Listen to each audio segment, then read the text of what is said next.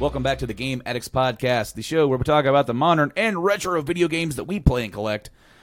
I am this podcast, Player One Brando, and this is the last podcast of the year, the last podcast of the decade, seemingly, or so to speak. I don't know. I'm kind of confused with how that works. Some people are saying that, 19 is the end of the decade. Some people are like, no, 2020, it's got to go. Screw that, dude. Everybody's doing it, so we're going to do it too. We're going to take a look back at this decade, almost like retrospective style, just talking it through. Joining me here today are some really good friends of the podcast. First off, the usual player 3 is player 2 today, I guess. Hello. Good old Tyler McLaughlin. How you been, bud?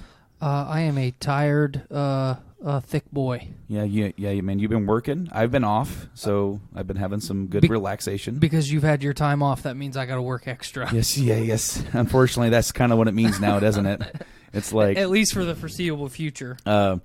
But no, I've had a lot of cool time, some downtime to complete 1 or 2 games that I've needed to complete for the year, I guess. But I'm glad to hear that you're doing well, other than being tired. Thank you. Also here is no stranger to the show. He's been on the show before, not for a while though. Podcaster, host, Dick, Blaine, Tyler, Fernando, Dr. Dongo. The Dong Master. Dong Master. I feel like if I say it enough and I like it, if I act like I like it enough, Nick won't like it anymore. But I know that's not the case. I know he's going to love it. What was it when I said Dongo of Darkness? Django Unchained. Yeah. Oh gosh. I'm leaving. Okay. Yeah, me too. Okay. So, spoiler alert, guys. This is the second time that we've attempted to do this show because we tried to do this for over an hour. Yeah, we fought it real bad. And it just didn't work, man. Several different programs wouldn't work for me, wouldn't work for Tyler. Blaine's over here like... everything worked for me. Everything worked for him. Yeah, no, man. Messenger, how I normally record with Nate for OGs, would not accept anything on my computer. And Messenger worked fine for me, but I couldn't get, I opened Discord in the browser, and it's like, okay, everything works, but you don't have permission for your microphone. Mm-hmm. Okay, allow permission for your microphone. Hey, man, you don't have permission for your microphone. Okay, I'm going to allow permission. Hey, man, you don't have permission for your microphone. And then it's like, okay, well, I'll just download the Discord app, which I already had on my computer, but maybe it needs an update or something. So I tried to download it. Hey, man, your app's all fucked up. Here's 10 pages of debug stuff that you don't understand. Figure it out. Yeah. So we tried using Skype. Oh, no, Skype was our last hope, and it failed. Well, it worked for like a hot minute. Literally a hot minute. 10 minutes in, and then it completely crashed. I couldn't hear you guys. And I threw my hands up. I'm like, I've been sitting back here for an hour just trying to force this show into existence. Right. And that's not how I ever want to do any show. Right. Because at that point, you're already irritated. You're just going through the motions, and you're not really having a good conversation. Right. So,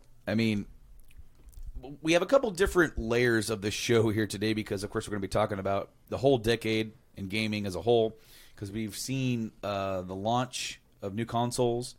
I think for this decade, we have 3 different Nintendo home consoles. Mm-hmm. We saw the end of the Wii. Wow. We had the Wii U, the failure that was the Wii U, and then the massive success that is the Switch. Mm-hmm. We saw the launch of the 3DS in this cycle. We saw, the end of the previous generation, the PS3, the Xbox 360, cycle that into the PS4, and the monster that has become of that, becoming the number 2 best-selling console of all time, next only to the PlayStation 2 as far as home consoles. If you want to throw in handhelds, that's a whole different Sliders-esque level of show, the wormhole to go down. That's where we're at too, isn't it? Isn't the PS4 pretty close to breaking the PlayStation 2's record? No, I thought it was. I thought I saw an article a couple weeks ago where it was really, really close. Well, they're hyping it up because they're thinking it could give it a chance. I don't know if it will. I mean, time will tell, because the PS2 launched in 2000, right? And they discontinued it 2013. Yeah. And so that was it went that long. Yes. Oh, yeah. Well, because you have to think that there's other countries like in Brazil that it was very popular. I mean, I think a FIFA game, FIFA 15, got released on the PS2. So like in other countries where like the newer generation of hardware doesn't really catch on as fast, the PS2 is still very prominent. Even though as we were nearing the PS4, they were like, no, man, $100 PS2, that's where it's at. Mm-hmm. Plus the DVDs and all that stuff that dominated with that console. But that's at $150 million. Mm-hmm. And I mean, this is just guessing. I'm not going to look it up. But then PS4 passed to 102.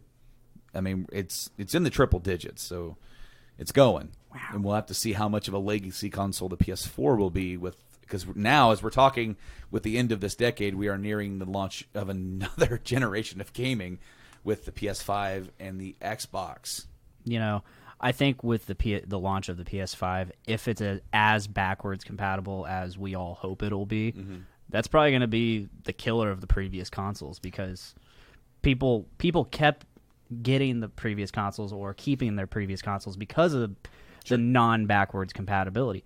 Now we'll have that, so it's like, screw it, let's get rid of it. Sure, and I mean, there's tons of different questions to ask. Are they going to do the Microsoft level where it's sort of like software emulation, where you have it's on a per title basis? Is it going to be from the disc, which would be harder for Sony to do because they actually have to get the licenses? Mm-hmm. But would be next level if they did it. It would.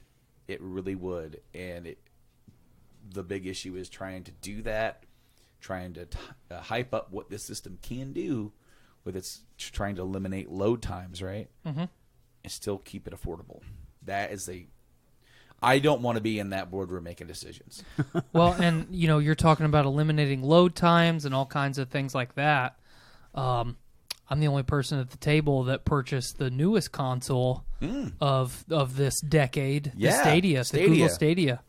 Google Stadia, and that's something else that we were going to talk about. We could just insert that here before we get going with the other like best games of the decade or whatever we're going to talk about.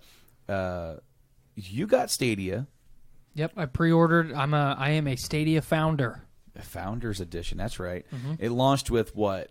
14, 20 games, something like that? It originally was supposed to launch with 14, and then like 4 or 5 days before launch, they increased the roster to 22. Okay. So it doesn't have a huge catalog right now, but the Founders Edition, I got the Google. Okay, so to break down the Founders Edition, I've had this argument a lot the last couple weeks where people are like, well, it's not worth it. Realistically, it is, because the Founders Edition, you get a Chromecast Ultimate, which is $80. Sure. And then you get a controller, which is $60. How is the controller, by the way? Fantastic. Is it? It is my favorite controller ever. Go get it. Pause real quick. It's in the other room. Yeah, no, because I've really wanted to see this controller and hold it because, I mean, we did that whole bracket a while back, about a year and a half ago, of the greatest controller of all time. And it was really interesting. We did the brackets with the voting on Twitter, we did the voting on Facebook. A lot of different people participated in that. Yeah. And I know I did. I want to say the PS4 won that. Okay, here we go. I got it right here. Of course, I'm the one guy that one time didn't bring it in microphone stand. So it's essentially a Wii U Pro controller. Yeah, that's the feel that not Wii U, a Switch. Nintendo Switch Pro controller. That's essentially what I get the feel from it. But so you get the controller, the Chromecast Ultimate, and with this controller you can use it with your PC. So you just plug the USB-C directly into your PC, and then you've got a wired controller. The battery lasts about a full day if I play all day long. And then you get 3 months of their Pro subscription, which is $10 or $15 a month, included in your Founders Edition. So with that package, you're like $20 to $40 less than if you would have bought everything individually. Yeah. And one of the problems with the Google Stadia launch, I'll get that out of the way from the get-go, is number one, the catalog was pretty small. Yeah. Number two, lots and lots and lots of people are fighting internet issues. And number three, if you wanted to play on other Chromecasts, you couldn't do it. You could only play with the Chromecast Ultimate that came with a Stadia or with a Chrome device, a PC of any kind, Chrome browser, blah, blah, blah. So I have 1 gigabyte internet, and I have fought playing in 4K reliably. So one of the nice things is you hold that home button, home button. Home button is what I was trying to say. You hold that, the controller powers on. My TV immediately turns on, opens to the home page. I click on Destiny 2, which is one of the things that came with the Founders Edition. I got the full game of Destiny 2 plus all the DLC, which I wasn't going to buy on Xbox. So I got all that for free. That in itself is like $70. Yeah, that's kind of cool that you got all the DLC and expansions. And it's cross-play enabled, so all I had to do is hit one button, fill out a form, and now I can hop back and forth between my Xbox and my Stadia, playing the same characters, the same progression. I don't have to start all over again. You can play with your Xbox friends. Mm-hmm. Yeah, which has been really, really nice. But you have 3 modes to choose from. You have here, I'll just go through them because I have the Stadia app on my phone. You have balanced, which is where mine is set at right now. And then you have data usage and performance. You have best visual quality, balanced, and limited data usage. So limited data usage I have not played on, but that limits your data usage to 4.5 gigs per hour, and your frame rate's capped at 720. So not bad. Balanced is let Stadia determine the best experience based on your internet connection speed. So I'm playing in 4K about half the time. If I go with best visual quality, where it's 4K all the time, data usage might reach 20 gigs an hour. Okay, you can only do that on Stadia Pro. So you can only play in 4K only if you have a Stadia Pro subscription. The first week and a half, I played strictly in best visual quality.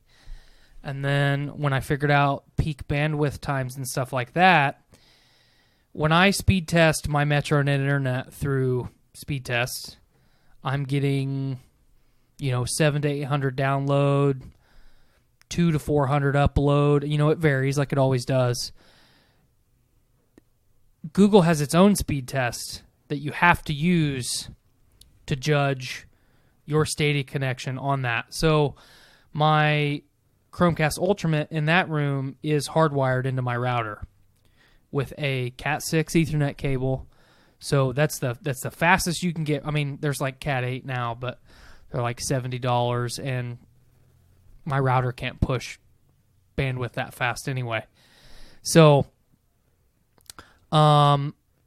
with Google's speed test, the download and upload speeds are so intermittent, it's unreliable. So I had an issue. My friend Andy, who also got the Stadia with me, we had an issue where we couldn't play for days. We'd get on, we'd start playing, we'd be doing our thing, all of our shit would drop out, and we'd get kicked. And it's nice because it holds your spot. Whatever game you're playing, it holds your spot for 10 minutes. So once you get internet back, you punch in your little pin. I've got a pin set up on mine so Ruby doesn't buy shit. Like I have on everything else in the house. You set your little pin and you get right back in the game. Right where you were at, nothing's changed. We could not play at all. So I reached out to Google customer support. So on the phone with a lady for an hour. She's like, well, go play on your computer and see if it works. Nope. It says, check your internet connection. Okay, speed test it. I've got 700 megabits per second download. I don't think my internet is the problem. Okay, well, try this, try this, try this, try this, try this. Making no headway. So after being on the phone for an hour and a half, the lady says, well, I'm going to escalate this, like they always do. And then you'll communicate with the next person through email. Okay, no problem. I don't have to sit and wait on the phone. And the resolution that we finally got to was, well, if it doesn't work on your computer and your Chromecast is hardwired and you've got these ports opened on your router, which I went in and did, there's specific ports to open or to prioritize for traffic control. I had done all that stuff already, and he's like, well, you need to try it on a hotspot. Okay, I don't have a hotspot. Well, you got to try it on a hotspot. I'm not going to get charged like $20 an hour from T-Mobile to set up a hotspot that I don't pay $14 a month for just to prove that this thing doesn't work. Well, it's your internet provider. You got to try it on a hotspot. And I finally got tired of arguing with the Google people enough that I just switched it to balance, and I haven't had a problem with it since. So you and I have had discussions ad nauseum about how we as fans are not ready, and the industry, as much as it wants to be, we necessarily shouldn't be like pushing it to go fully digital. Games as a service, 100% what the Stadia is, but I have really, really enjoyed it.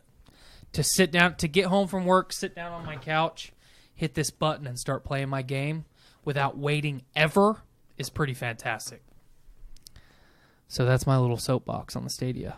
So after holding the controller, I can say that it definitely feels like in terms of quality, like a mix between the PS4 and the Xbox One controller. The sticks feel Xbox One, even though the placement is more PlayStation, right? The actual quality of the sticks feel more Xbox. The triggers, I like the triggers. Triggers are good. I'm a fan. I'm a big fan. I'll be honest with you. I think Xbox has had a really good handle on the triggers since they did the 360, and they just improved upon that. Right. I remember when they first came out with the Xbox One controller, I said, these triggers are stupid. I don't like them. They've won me over with that. Right. Because obviously, after having dug into the PS4 controller, I've never opened an Xbox One controller. That's the only one I haven't had to mess with or augment or do anything to.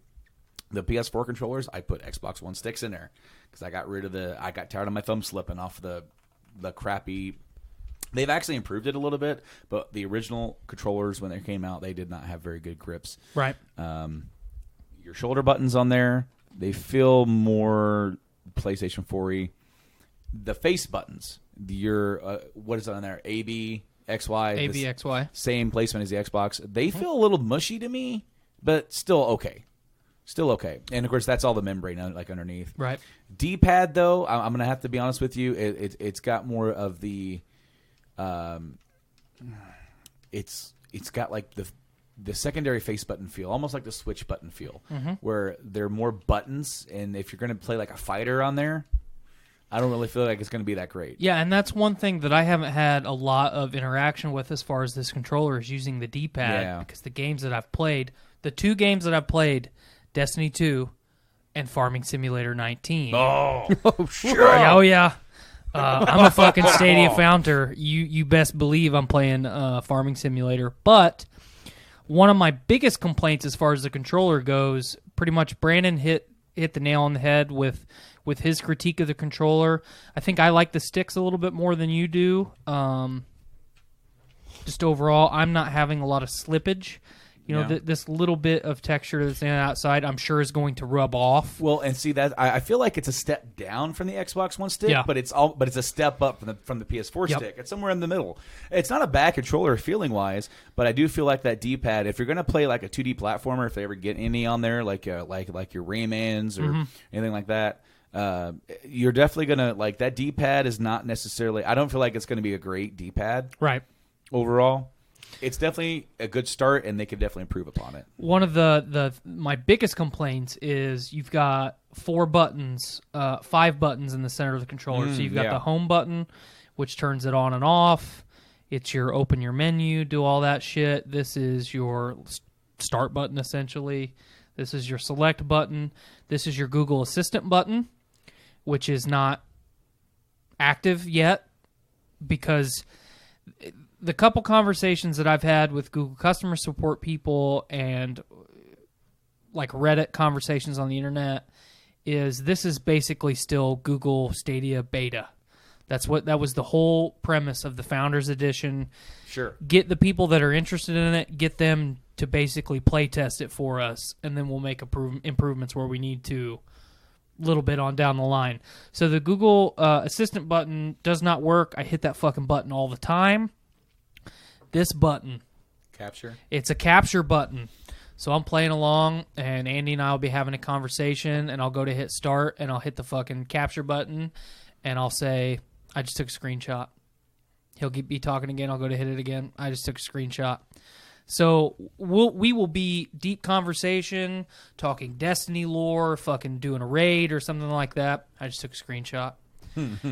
So very, very frustrating. I hate capture buttons. Yeah. Yeah, they're stupid. I fucking hate capture buttons. So where my finger is at when I'm holding the controller and it's sitting on the X button and I want to hit start, I have to take my hand off of the controller and move it over when I can reach the fucking capture button.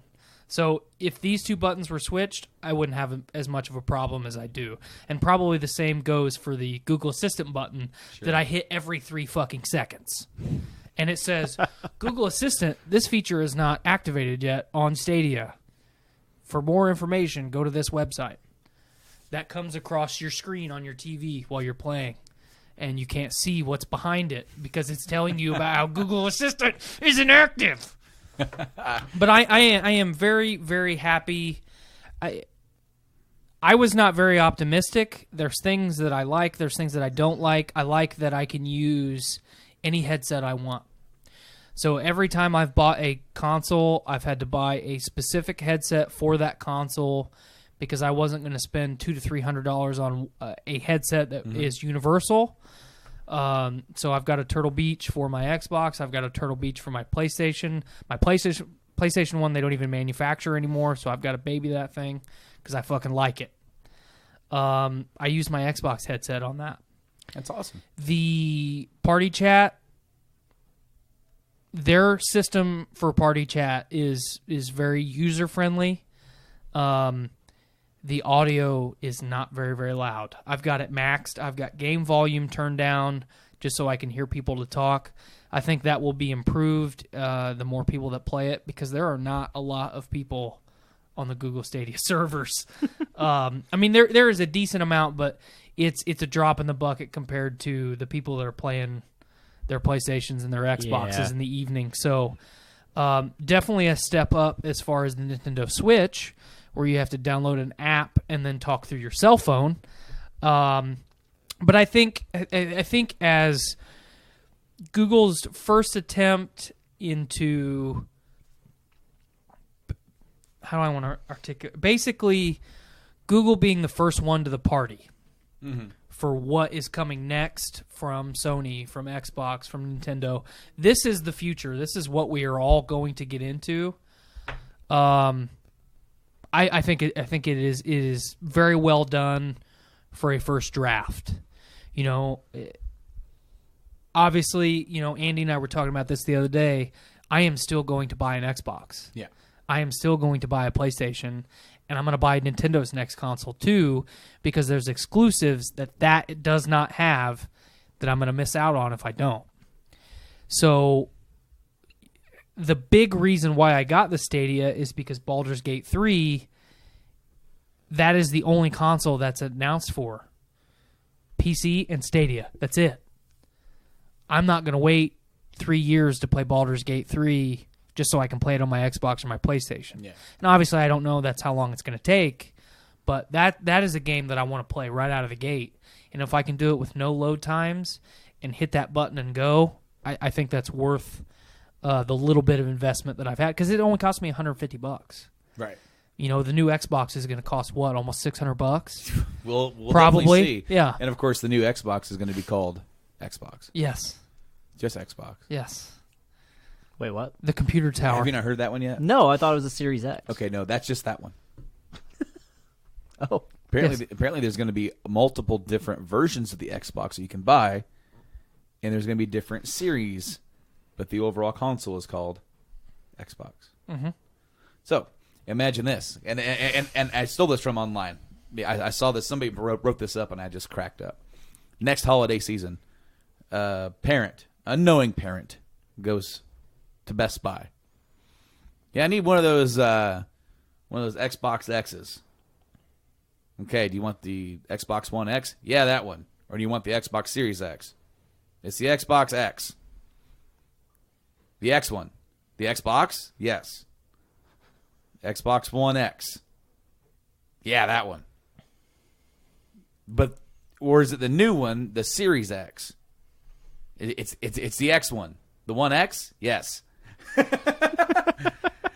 I'm telling you, I don't know. It'll happen. I don't think it's. Yeah, I do think it's going to happen. Do I think it's going to be as bad as the Wii U naming, where people didn't realize the Wii U was another console and thought it was just an add-on to the Wii?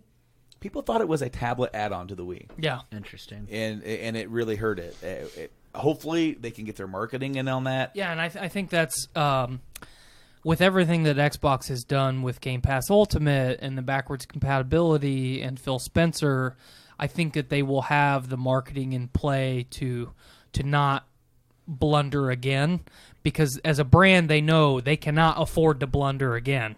You know, you and I have had that discussion 20 or 30 times in the last year. They can't do it. So their marketing has got to be on point. Considering the fact that we don't know how many Xboxes have been sold. Right. For so many years. All we can do is guesstimate based upon information that is gathered through retailers. Do you think that we're ever going to get that data? Not to interrupt you, but I think eventually it will, because it's going to come out like they've for the longest time I thought the Xbox 360 outsold the PS3 by a couple million or 500,000. Turns out, PS3 outsold the 360 by a couple million. Mm-hmm. Not much, barely enough to edge it out to become like the number 4. So like in the top 5 best-selling consoles, you have number 1's the PS2, right. Number 2's the PS4, number 3's the PS1. Okay, and then number 5 or whatever, and then mixed in there is the Wii. Mm-hmm. You know, that is nuts. That the worst-selling PlayStation console just barely outsold the best Xbox console. right. That's a funny way to put it, isn't it? But to be fair, I mean, the Xbox One did have a shitty launch, like we said. They blundered. There was a blunder of a blunder of a blunder, and for all intents, with this data that we have, the Switch has officially outsold it. Yep. And it's still going. Switch. And I don't think it's going to stop, especially, you know, if you. I don't know as far as the metrics that you have, but if the Switch Lite data is included with the Nintendo Switch data, you almost got killed by Game Fuel. It almost got you. Tried to drink it through your cheek. But I went to take a drink of it, and it just like splattered and went all over me. You know, the whole Switch Lite thing, what incredible marketing for Nintendo, or what an incredible marketing move for Nintendo right before the holiday season. Skylar and I have already decided that we're going to get Ruby a Switch Lite for Christmas next year. Hell you yeah. know, why would you not, if you have a child at home and you already own a Switch, why would you not get them one that you can play on the TV and they can sit right next to you and play in handheld mode? Yeah. Or you guys can go on a road trip and both play in handheld mode together and not have to buy a whole another Switch console. Sure. You know, you risk losing the Joy-Cons, Yep. breaking the Joy-Cons. And all Yep, that kind of stuff. that is one of the smartest plays that Nintendo has made of the decade. Well, they were looking at a certain target market for that console. Mm-hmm. You know, that there are people who just want to play it in handheld mode. And it's like, well, you can just get the regular one, or you can get the slightly smaller one. It's almost like they're like, all those people who love the 3DS. Yep. Come on over. Well, and you and I had the discussion not long ago. What is Nintendo's next move as far as phasing the 3DS out? Well, right there you go. You've got the Switch Lite. Yeah. I mean, it's too good not to make sense. There are rumors now, and we're going to get into our main topic for the decade here soon. But there are rumors that they are eyeballing fall 2020 for the Breath of the Wild 2 sequel. I have to say this before we get any deeper. There is too much shit coming out in 2020. Oh my god! I am not going to be able to afford all the things that I want, and it's going to drive me nuts. I've already decided I'm picking up a PS5 at launch. It's going to happen. I'm going to will it. Will it to happen. Just do like, it. Yeah, do it. Just like I did with the PS4. Do it. I'm going to pick one up, and I'm going to, I'm going to take my time with it. I'm going to try and just wait because, I'm going to test its backwards compatibility, however deep that goes. I'm going to test out whatever launch titles that I decide to pick up for that. I'm going to try and, if it comes out, at the very end of November, I might not even do a complete review on it until after Christmas when I get my shutdown time where I can sit down. Right. Uninterrupted and play it, But the Xbox is going to wait, just like they always do for me. I don't dislike the Xbox, but it's going to wait. I've been a Sony pony since the PS1, and that's where I'm going to stay. I love my Nintendo shit too, though. So no new console on the horizon for them, but so many games coming out next year. So many games, and we're already talking about it. So they just announced Resident Evil 3. Yes, they did. For April, early April. So quite literally, I'm going to be I'm getting hit early March with the FF7 Final Fantasy 7 remake, and then I'm getting hit with the RE3 remake, and then a few weeks after that, Cyberpunk. Yep. And then a few weeks after that, Last of Us Part 2. Then there's an Avengers game that might be good in there somewhere. You're going to have to start playing games like I do, where you beat them in a couple days. Well, I did beat Jedi Fallen Order. Spoilers, man. I haven't played it since my last play. Okay. But it's just been about a week or two. I'm mostly satisfied with it. It did good. When you make a new Star Wars story and it's got to find its way into an existing setting, because this story is set in between Episode 3 and Episode 4, so there's certain characters who are around. There's certain things that need to happen. You can't kill Emperor Palpatine, right? Right. Okay. I'm speaking vaguely. I'm not saying he's in the game. I'm just saying you can't run up me like, you're dead. I'm the new, fan fiction. I'm the new emperor. You can't do that. But what you can do is try to weave in and out to where you tell your story. It weaves in here a little bit, and it weaves itself back out. That way, the main story is not interrupted to a point where it's going to throw off the overall movies and setting. The game does that. Do I wish it was a little bit deeper with story? Yes. Yeah. The game is very Metroid-y, like Super Metroid, where you got to, I can't get over there yet. I need a new force power. I can't roll myself into a force ball yet, so I better go this way. And then it's like, hey, we got to go to a new planet. Oh, cool. Hey, we're coming down on this planet. And, yeah, this ship sounds like it's just on its last legs, Yeah. It's like the old Looney Tunes with the, it's sputtering. They land, and then he's like, all right, we got stuff to do. Go do it. And he's like, all right, let's go. And then he runs off, and the pilot dude's outside waiting for you to radio ahead to start the engines. That way he can get out and start cranking. Right. But meanwhile, when you're on that planet, you're like, I learned how to turn into a force ball. I can go back to that other planet over there. Yeah. So guess what? Now you can go over there. And guess what? There's stuff over there. Oh, yeah, stuff. And things. And you know what? Actually, there might be a whole story part. The story continues over there, which they purposely made it to where you couldn't go over there, because now you do go over there. It's very Metroid-y in that respect. So it's like a mix. It's like a Souls game. It's a Metroid game. It's a Star Wars game. And it does perfectly balance it. Like once you no pun intended for the Star Wars thing. It does actually find its way and balance it. And I will just say, when you play it, pro tip, go to you get 2 planets to choose from. One's your story mission. The other one's like, well, you can go there. Number 1, go to that other planet and run. They will kill you. Don't fight anything. Okay. Carry on. Because there's going to be a point where you can't go any further anyway. It's like, I can't force double jump. Yep. Okay? But if you turn around and go down these steps, there's a workstation. Double-bladed lightsaber. You go, ha-ha! And then you can leave. All right. You can go back to where you're supposed to go. That thing is a lifesaver. It is, like the way they explain it is, it's not like oh cool, I got 2 lightsabers now. No, it actually has a function and a use. Like, it's for crowd control. Okay, yeah. It's less powerful. You can actually turn it on with that one, and it turns on one blade.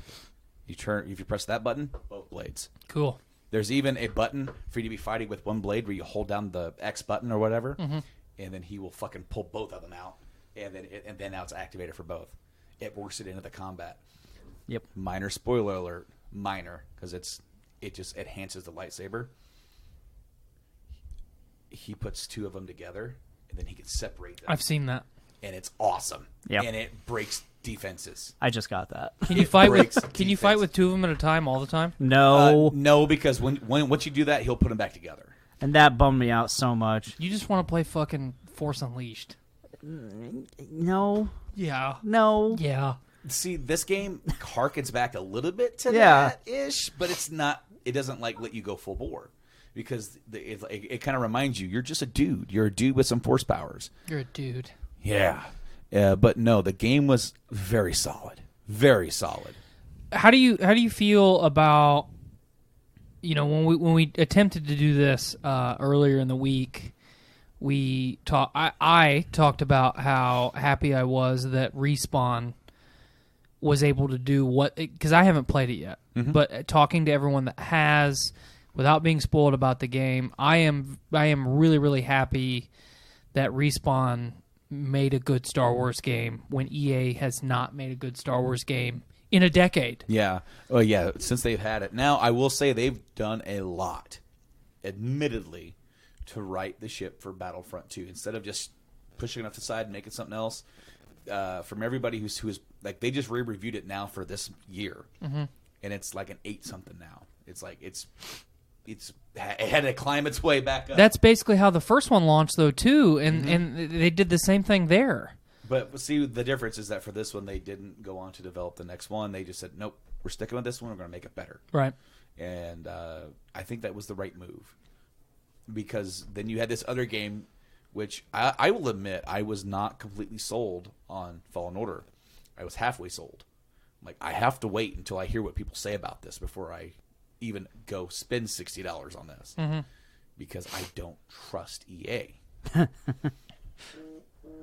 It's like, I feel like it's going to be a sad day when the next Dragon Age comes out.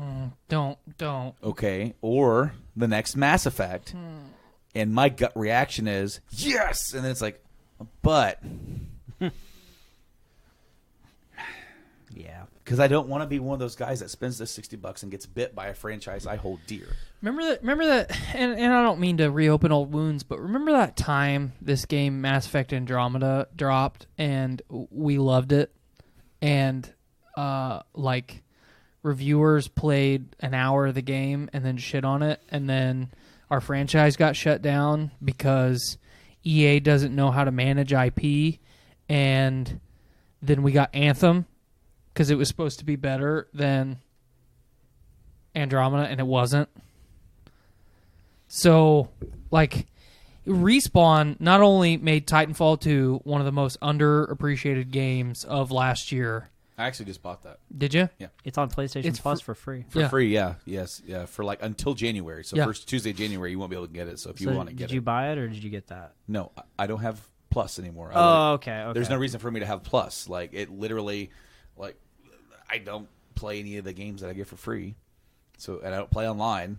So it's like, I've just stopped doing it. It's fantastic. Have you played it at all? I have not had a chance to play it yet. You will love the story. It is fantastic. Very, very well done. The gameplay is great. It got overshadowed by Battlefield 1 and Call of Duty 9000 and everything else that released at the same time of the same month. Call of Duty 9000. But, and then Respawn releases fucking Apex Legends, and everyone's like, well, it's just copying Fortnite and PUBG, and it is the best, survival shooter version of that. Yeah, it is hands down it is the supreme leader of that genre of video games, and it's free, and it's fantastic, and anybody can play it. And then Respawn's like, well, we want to make a Star Wars game. You bought our company. Let us make a Star Wars game. And EA was like, we want you to make a Star Wars game. Here's all the leftovers from Star Wars 1313. Yeah. Make this work. Exactly. And no one thought they were going to be able to do it. Reports from the industry was like, we can't wait to see what kind of a dumpster fire this Star Wars game, from the fucking ashes of the last Star Wars game that everyone wanted. And I have talked to no one that hasn't said anything short of it being just a solid Star Wars game. It sucks that I can't spoil it because there is some stuff that is so good, and I think it's like the best way that they could have done it.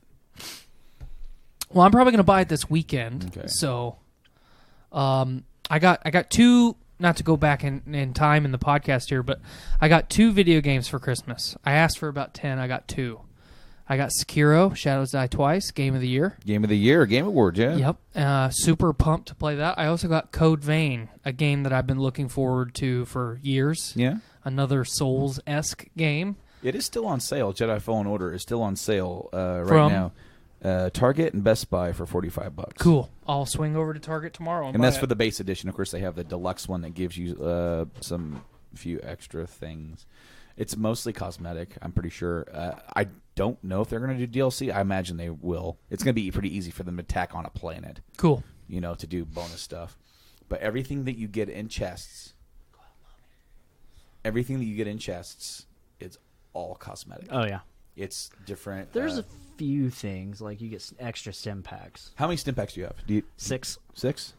Huh. I must have missed one. Because I got 5. Told you, it eats carrots. Yeah. Not my child, the animatronic reindeer that's in my house. Context, listeners, context.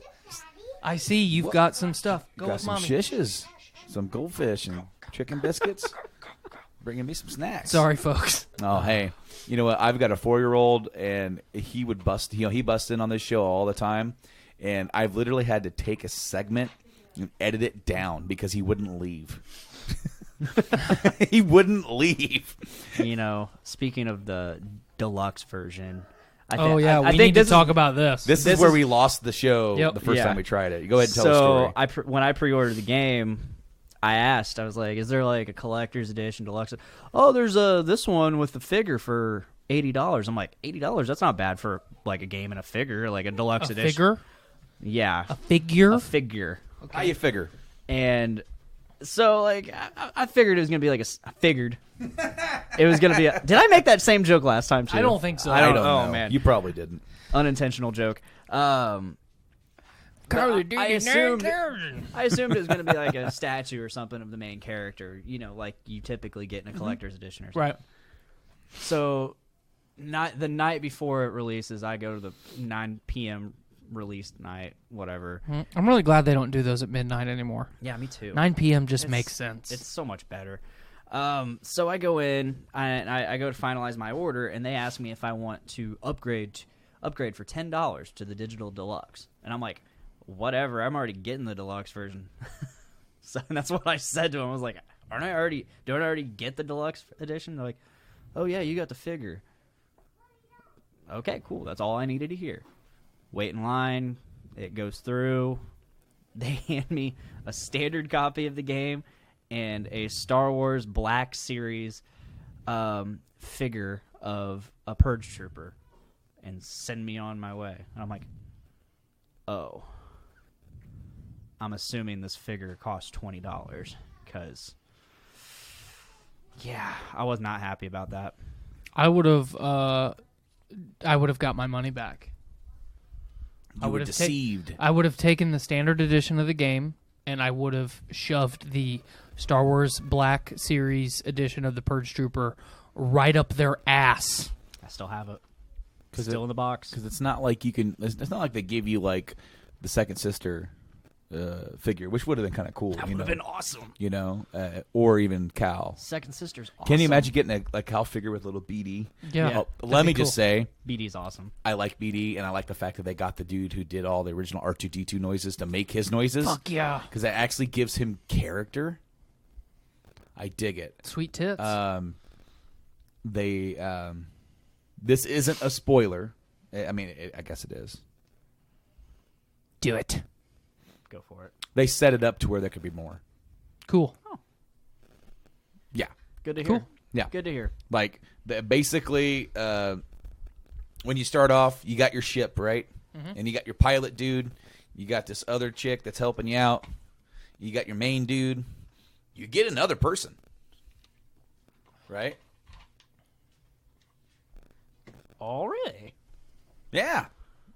And then they're like, now what do we do? Is it a person that's on that planet that you got to do the double jump and double bladed lightsaber? See. Okay. You'll find out. Yeah. Good game. Good game. Is it my game of the year? We're going to get to that. We're going to get to that because now we're going to go into the show where we're actually going to talk about all of the gaming stuff from the last 10 or so years. Almost decade. Whatever. Hold on to your butts. So I've got I've got lists for every year except for this one. And it's 50 a year, but we're not going to do that many.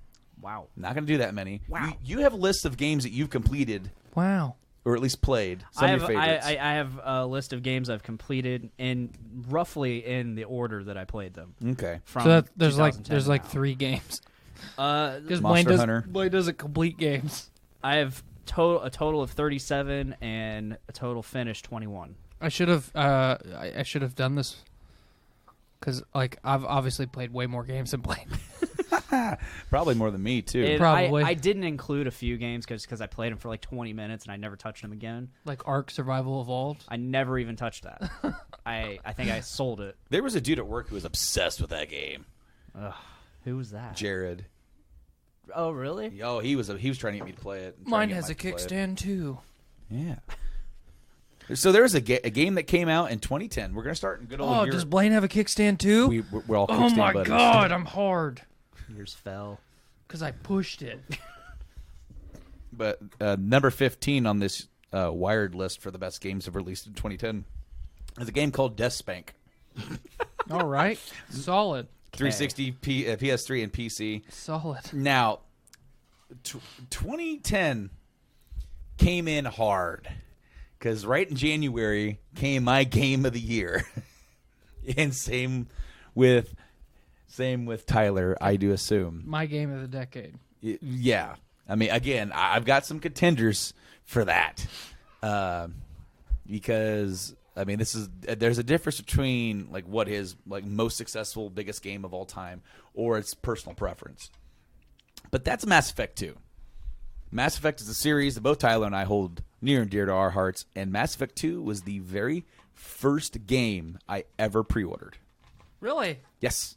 I never pre-ordered. I never wanted to. I never saw the need to do it to make sure I had a copy. I went to GameStop. I got it was my very first collector's edition. Unfortunately, I did not get the collector's edition for Mass Effect 2. I definitely did for 3. The first game that I ever pre-ordered was Resident Evil Outbreak. How pathetic is that? Good old Outbreak. That's PS2. That's the first online game, wasn't it? Mm-hmm. But no, Mass Effect 2, I was so hyped for it. I got Mass Effect 1 from Circuit. I've told this story on the podcast before, so I'll just do the abridged. got it at Circuit City during its dying days. It was the game had been out for a year, so it was half price. It was $30 plus Circuit City's going out of business discount. So I got it for that. Went home, played it on Rob's 360.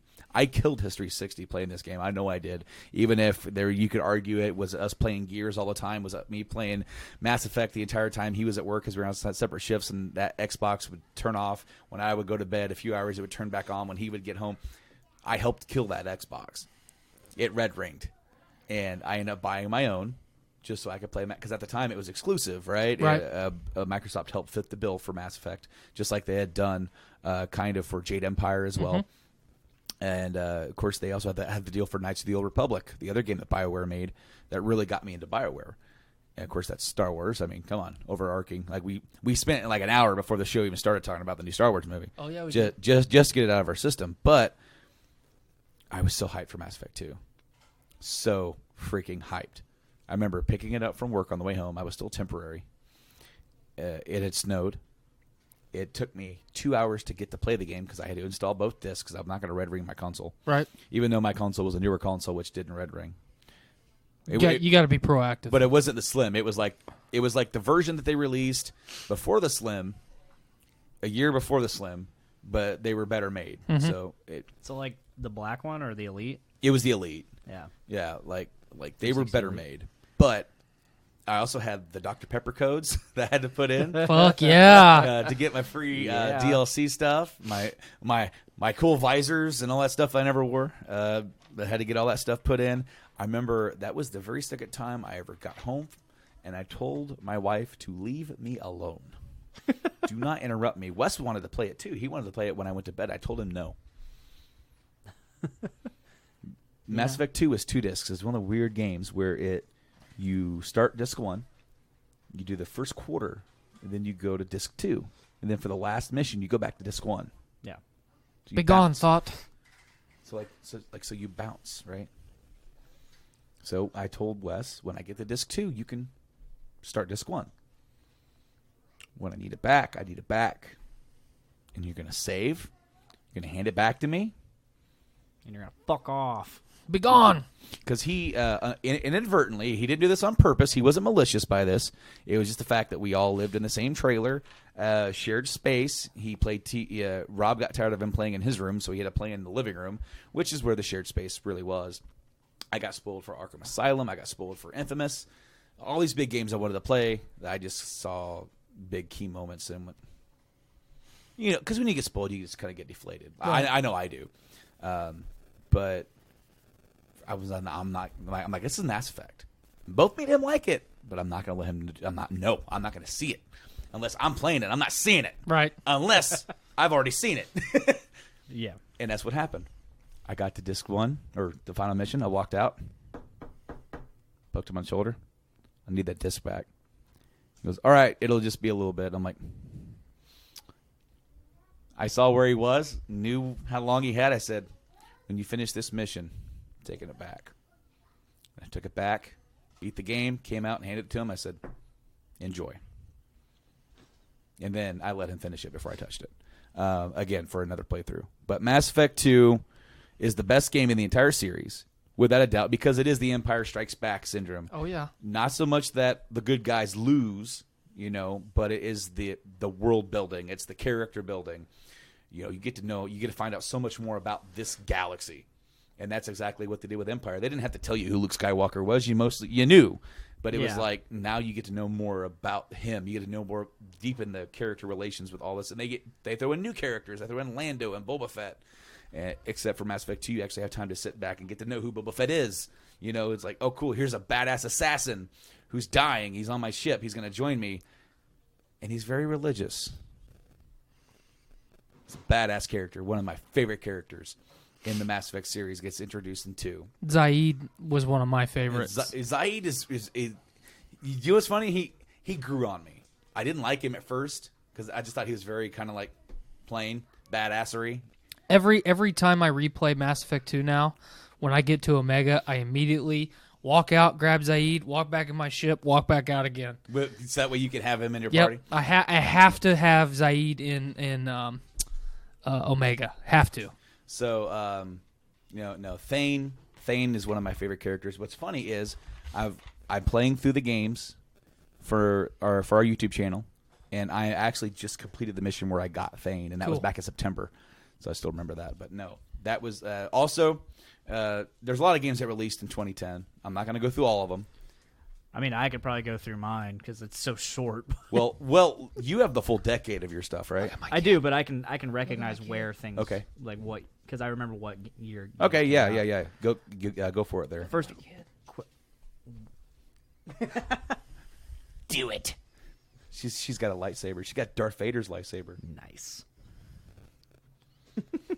So first, before I start this question, did Reach come out in 2011 or 2010? I thought it was 2011. I think it was 11.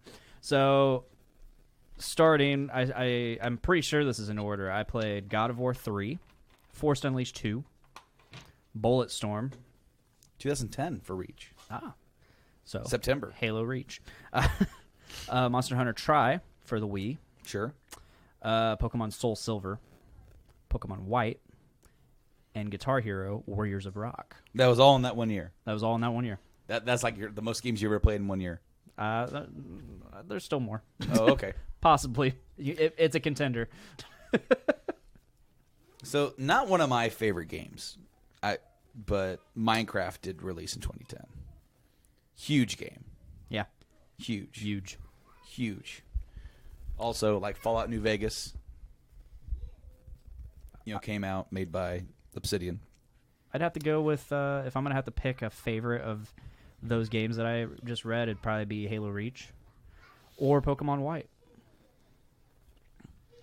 Let's just throw this out there real quick that Halo Reach is the best Halo game in the franchise. I can argue that, yeah. That's my opinion. It made my top 5 in all of the decade. If my favorite game of that year was not Mass Effect 2, despite other big games coming out, like you've said, some of them, but the original Red Dead Redemption. Yeah, I was going to say that came out in 2010 too. In May. Wow. I mean, number one, it's like, okay, here's GTA in the Old West, but to hit you with that gut punch of like kind of the end. I mean, it's been 10 years now almost. We can kind of, I mean, we all know what happens to John, but. Well, and especially, too, to take Red Dead, the franchise Red Dead, from where it started as Red Dead Revolver, just a third-person, basically shoot-'em-up Western, to have a story like Red Dead Redemption did with one of the greatest DLCs of all time in Undead Nightmare. Yeah. And Rockstar could not have anticipated that game to be as successful as it was. Well, and the thing is also is that, like, as you said, with the game being kind of a soft reboot, it doesn't continue the story of the other one. It just kind of forgets it exists. Well, it mentions it. Yeah, sure. Red Dead Redemption and Red Dead Redemption 2 both mention the main character of Red Dead Revolver, like almost in passing. Yeah. So they at least stay true to their roots. But yeah, what a fucking basically way to get into quarter 2 of fucking 2010 with Red Dead Redemption. Oh, I remember Rob bought it and I watched him play it. Some of it, because there's one of those games where I wasn't quite sure if I wanted to pick it up just yet. And after watching him play enough of it, I'm like, I remember it was like a Sunday, and it was one of those things where I'm like, I'm going to Walmart, and it was like 11 o'clock at night. And the wife's like, "What's for?" I'm like, "I'm gonna go buy Red Dead." And she goes, "Why don't you just wait till Rob's done?" I'm like, "I don't wanna." I wants it. Yeah. So going on to 2011. Can I read my list for this? How long is it? Oblivion. I finally played it in 2011. Oh, okay. So it didn't release. No. Oh, okay. But I played it. Okay. I didn't finish it because it was my roommate's, and he sold it before I could finish it and then same with this next game, Crysis 2. He owned it. That was a good one. And then Skyrim. You almost can't get out of 2011 without saying Skyrim. You cannot. I you mean, can't get out of this. It's one of the biggest games of the decade. It's not a contender. the biggest. Maybe it's not the biggest. No, it's not the biggest game of the decade. It's close because it just keeps getting re-released. It does, but it doesn't hold a candle to the game that has sold more copies. Well, no, but the no, fact that like no other game besides Minecraft holds a candle to that. Like it's just the simple fact that they keep re-releasing it on different platforms. Yeah, and people still buy it that already have it on the other platforms. I have not gotten it for Switch though, and I probably am not going to. I actually did buy it because I only owed it. I've only bought it one other time, and it was the big complete edition for the 360, and I got it for $30 because I was a late adopter to the Skyrims, and I pre-ordered it. Eventually got it on PS3 because I didn't have a 360. Then I got it on Xbox One, and then I now have it on PC. And I might have got it for PS4. I remember Rob having so many problems with Skyrim on the PS3, where the save file would get so big that the game literally wouldn't load. Mm-hmm. Wow. It would get stuck. So I'm having a hard time trying to pick between these two games because so I guess I'll just talk about them both, right? Because I mean, Uncharted 3. Fantastic.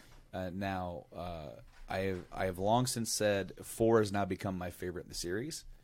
Having just replayed that this year, I can attest to that. 4 adds feels. Mm-hmm. It's something that the 1, 2, and 3, and no disrespect to these games, are awesome, fun, Michael Bay games. Like 3 was my favorite until I played 4. 4 adds that the guys that directed The Last of Us that know how to do great character stuff took over for it, and it shows on every level. Oh yeah, because you've been on 3 adventures with these guys, you know them, and now you care about them. So now they're going to tell you. The 4 tells you a story about why you should care about them. But 3, I actually didn't play any of them until this game came out because I saw Rob play a little bit of it, and I'm like, okay, cool. And then I saw 3, and I kept seeing ads for it on YouTube. So I found the double pack of 1 and 2 for $20, discounted, for like Black Friday or something. Mm-hmm. $20 for both of them at Walmart. I bought it, and I didn't play them until shutdown. And I started the first one, beat it, went right to the second one. Second one blew me away. First one was like, first one's, this is fun. It's cool, little action here. It's like Tomb Raider. Yeah, a little bit, yeah. The first one's like, man, this feels like a Tomb Raider game. Yeah, sure. What a Tomb Raider game should be, right? Mm-hmm. And then the second one was like next level, and the third one took it even higher than that. I don't know how it's possible. Thank you. But I played them all right in a row. I remember playing those 2 games, and then going out, sitting in the living room, and it's like 2:00 in the morning. Of course, we're on night shift, right? So that's like 7:00 at night for me. Going to Walmart. Why? Buy an Uncharted 3. Didn't you just beat 2? Yep. I'm ready to play it now. I still have time before work. I can beat all 3 of them before I go back to work, damn it. The other game that came out in October of that year, I did pre-order this, or I think I did pre-order it, yes. But it was just standard edition. I didn't get any special stuff other than going to get a NOS energy drink to get the downloadable code so I can have a certain skin that I couldn't use until I beat the game. Arkham City. Batman Arkham City. I still have never played any of the Arkham games. Same. Arkham City's the best. Arkham Knight's good. I do enjoy it. I mean, the first one sets the stage. Wow, you get to play as Batman. The second one gives you that open freedom to do what you want. But you're still contained within the certain limits. It's almost like Escape from Arkham. To do the Batman things. Yeah, you get more freedom. But no, Arkham City was definitely. It's between Uncharted 3 and Arkham City for me being best games of the year that year. But I don't know about you, Tyler. I'm not sure what other games that you could say for that year. For 2011? Yeah. Other than the ones that have already been mentioned. Like not really. Skyrim or anything like that. Like always, I'm the king of unpopular opinion. Sure. I flew through Skyrim at the time. I really liked it. And then when the remaster came out last year or the year before, whenever it was, for the current gen consoles. Mm-hmm. I got it for the PlayStation, and I realized how much I fucking hated Skyrim. Not only the constant Skyrim commercials and the we're gonna release it for your Electrolux microwave from 1952. It's gonna play fucking on DOS. We're gonna make Skyrim on everything, and I was like, you know what, Bethesda, I am so Bethesda at this point is for me right where EA's at. Because you release Fallout 3 and the game is fucking incredible. I loved it. You know, I saw a commercial. I think I bought Fallout 3 around Thanksgiving, I think I bought it when I was on Christmas break. The game had already come out. I'd seen lots of commercials for it, and I was like, I have to go get this game. You know, and I had played Oblivion and all the Oblivion DLCs, and I fucking loved it. And then I remember watching the Skyrim reveal live, 11/11/11, and it's like, oh my God, there's fucking dragons? That's everything we wanted from Oblivion. Mm-hmm. I have to go get this. And I remember getting home, playing it, the game being unplayable.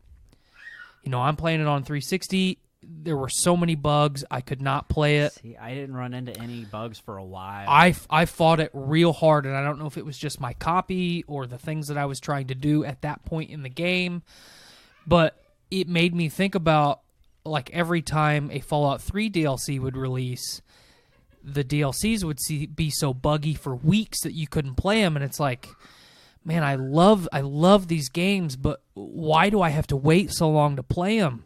Mm-hmm. Release finished games so I can fucking play it. And that problem would only get worse as the decade would roll on. And it only gets worse. And then, I buy the remaster of Skyrim. When I boot it up, I've got my character. I spent like an hour on character creation, which is dumb in a Bethesda game. But it's like, I immediately got that same, like, fucking, like, forsworn feeling. Like, I just played Fallout 4 not long ago, and it was fucking awful.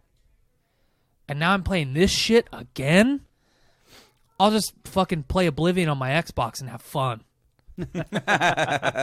Like, shit, man. But yeah, 2011 was not because I didn't play the Uncharted games until I got my PS4 and I got the Nathan Drake collection.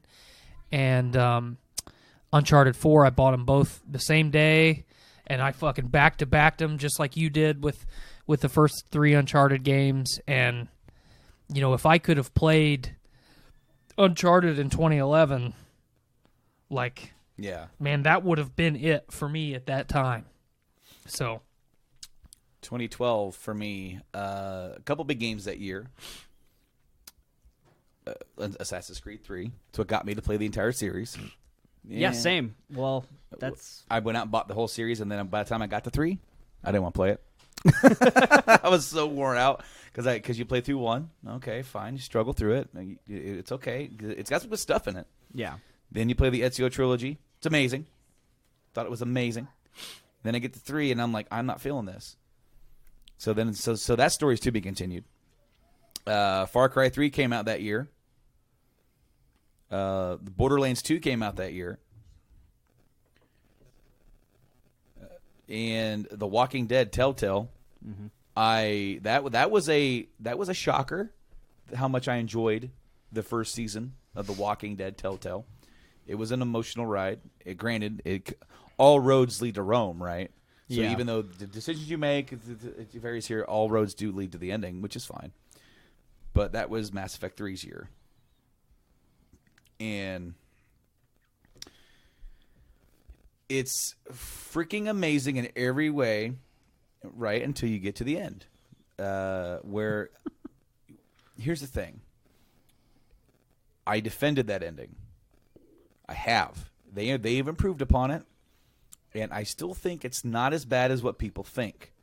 However, I understand it and can even sympathize that it definitely this was the first game other than Dragon Age 2 where you can feel the EA pressure. Get this game out now. Because you see, like, There's major plot points that have been growing for 3 games straight. That stuff writes itself. The Geth stuff, the Quarian stuff, the Krogan stuff. It's all fantastic. Because that's stuff that either they had an outline for, they knew where they were going with it. And then you get to 3, you play through that, and then you get to the ending, and you're like, this was rushed.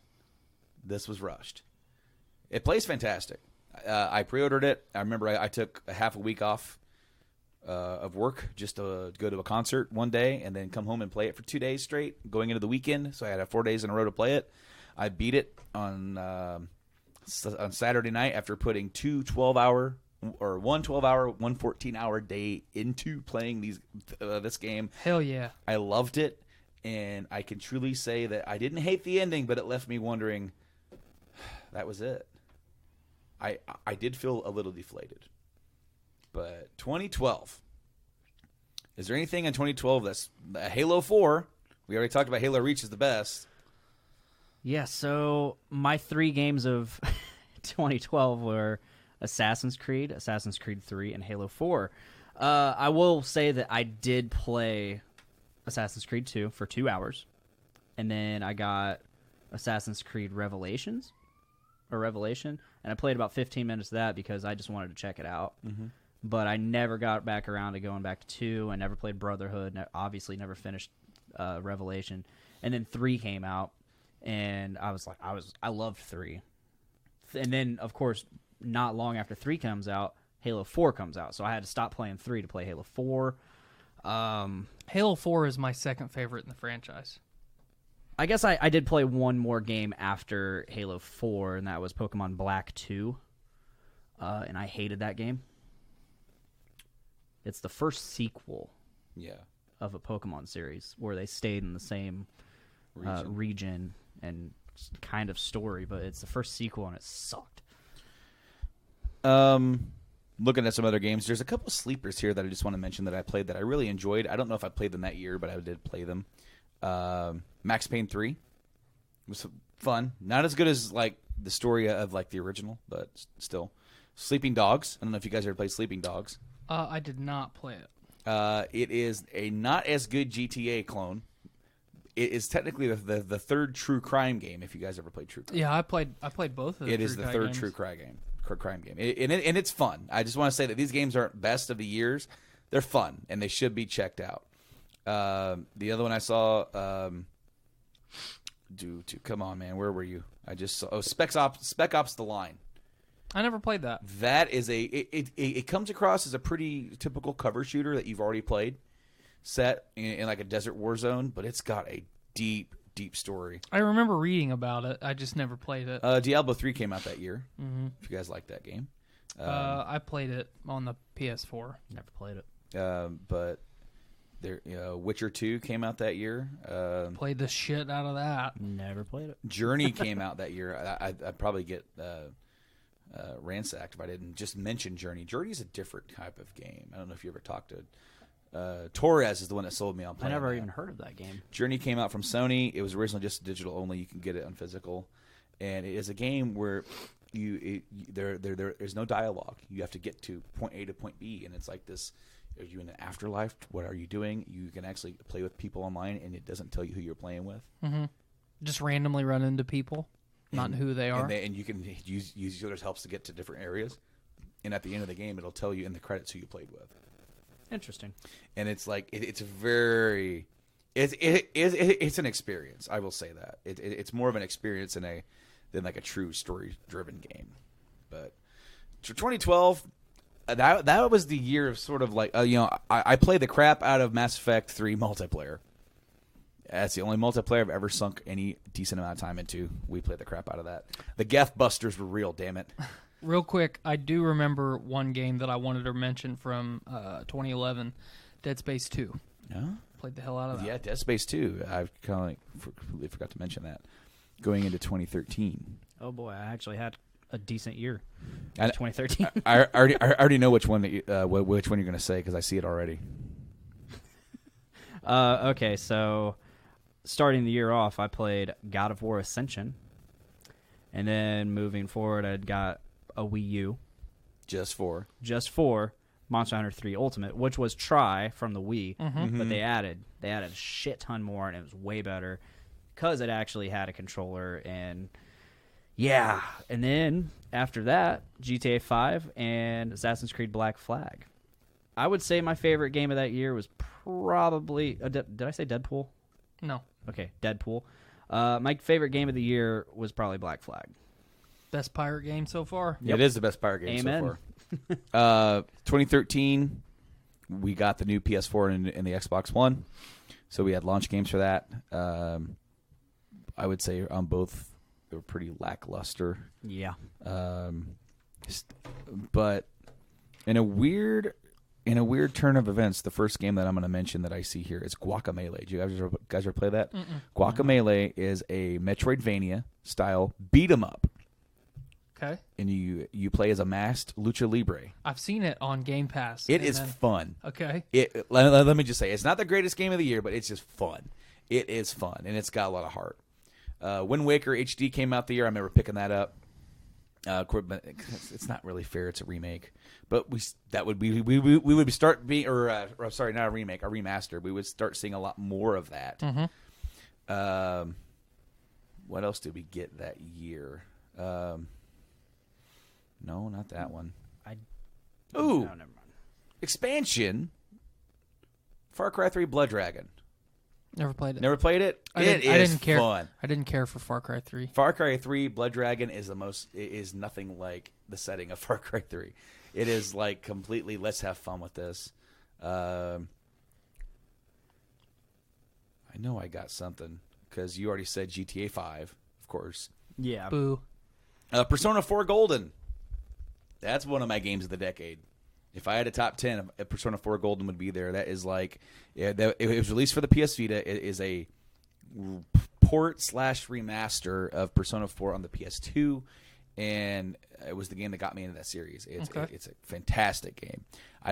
5 is better, but it's not. I think 5 is like better. It's a better game. It's a better visually. It's like, hey, we have a bigger budget. Let's do awesome with this. But I feel like this is just me. It lacks a little bit of the heart that was 4. Okay. Just a little bit. I'm not saying that's not enough for a detriment. Black Flag, like you already said. The reboot of Tomb Raider. Fantastic. Honestly, it's funny because I haven't been able to finish 3.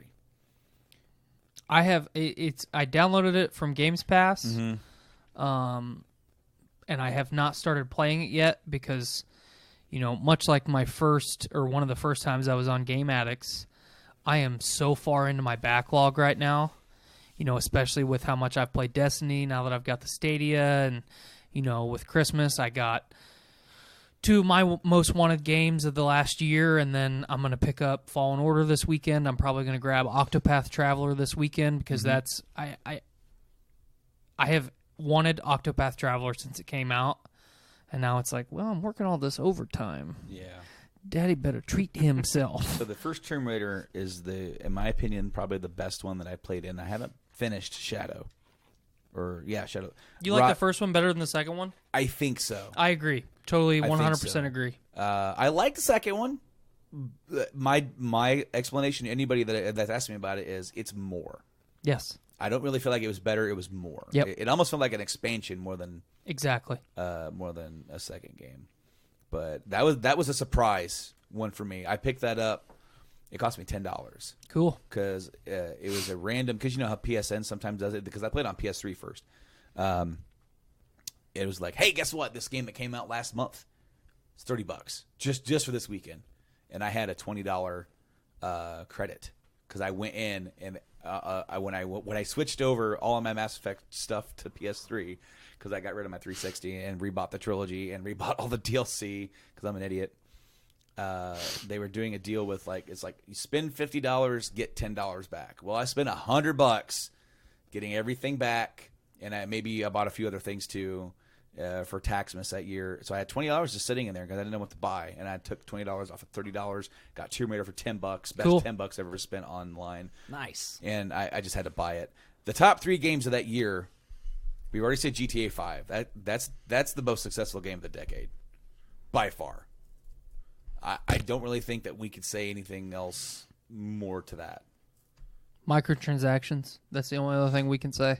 Well, I mean, sure, for the online component, but I'm just saying, just as a base game, Right. in general, that game is sold like it's printing money, not just with microtransactions, but with just being a game. BioShock Infinite. I never played it. I've never Never played played any it? of them. Never played any of them? No. I'm the one weird dude that likes BioShock 2 more than BioShock 1. So Unpopular opinion. I, however, did watch my roommate play Infinite, and I enjoyed what I saw. I have the BioShock collection with Infinite in it. I just haven't.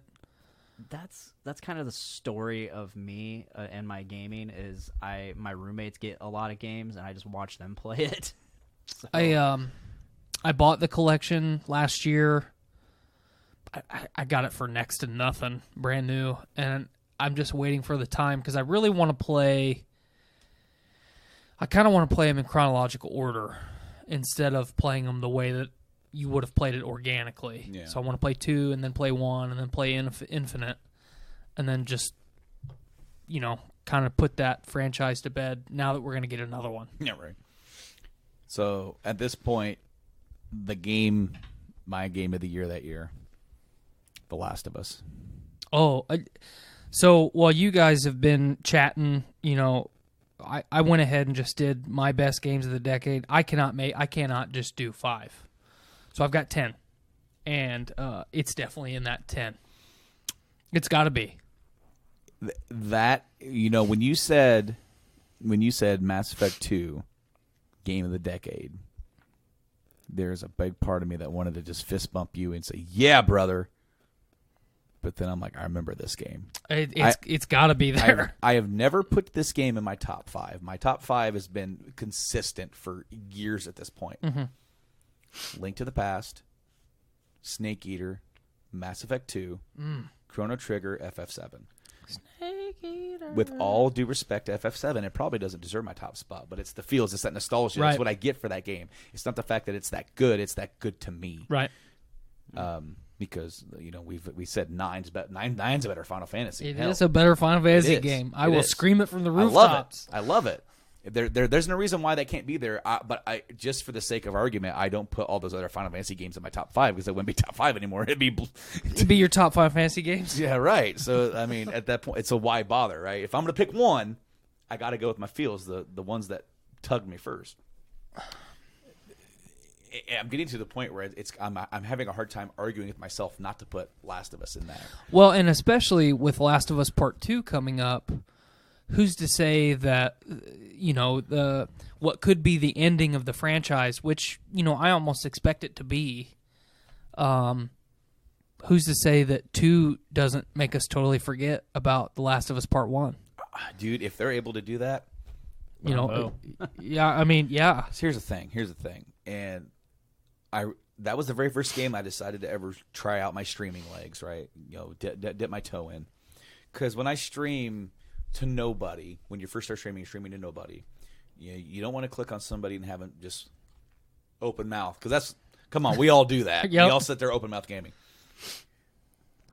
I want to be talking. And that's one thing that I like by doing my Mass Effect playthroughs. I want to play something I can talk about. It's like a extended review. Right. Like I can stop, put my controller down, and just talk to the screen and this character, story, whatever. And I was really feeling The Last of Us for some reason at that moment, and I'm like, I'm gonna do that game. It's in my top whatever of all time. And since that time, I haven't replayed it myself, but I've taken the time to watch other people play through it and see their reaction to it.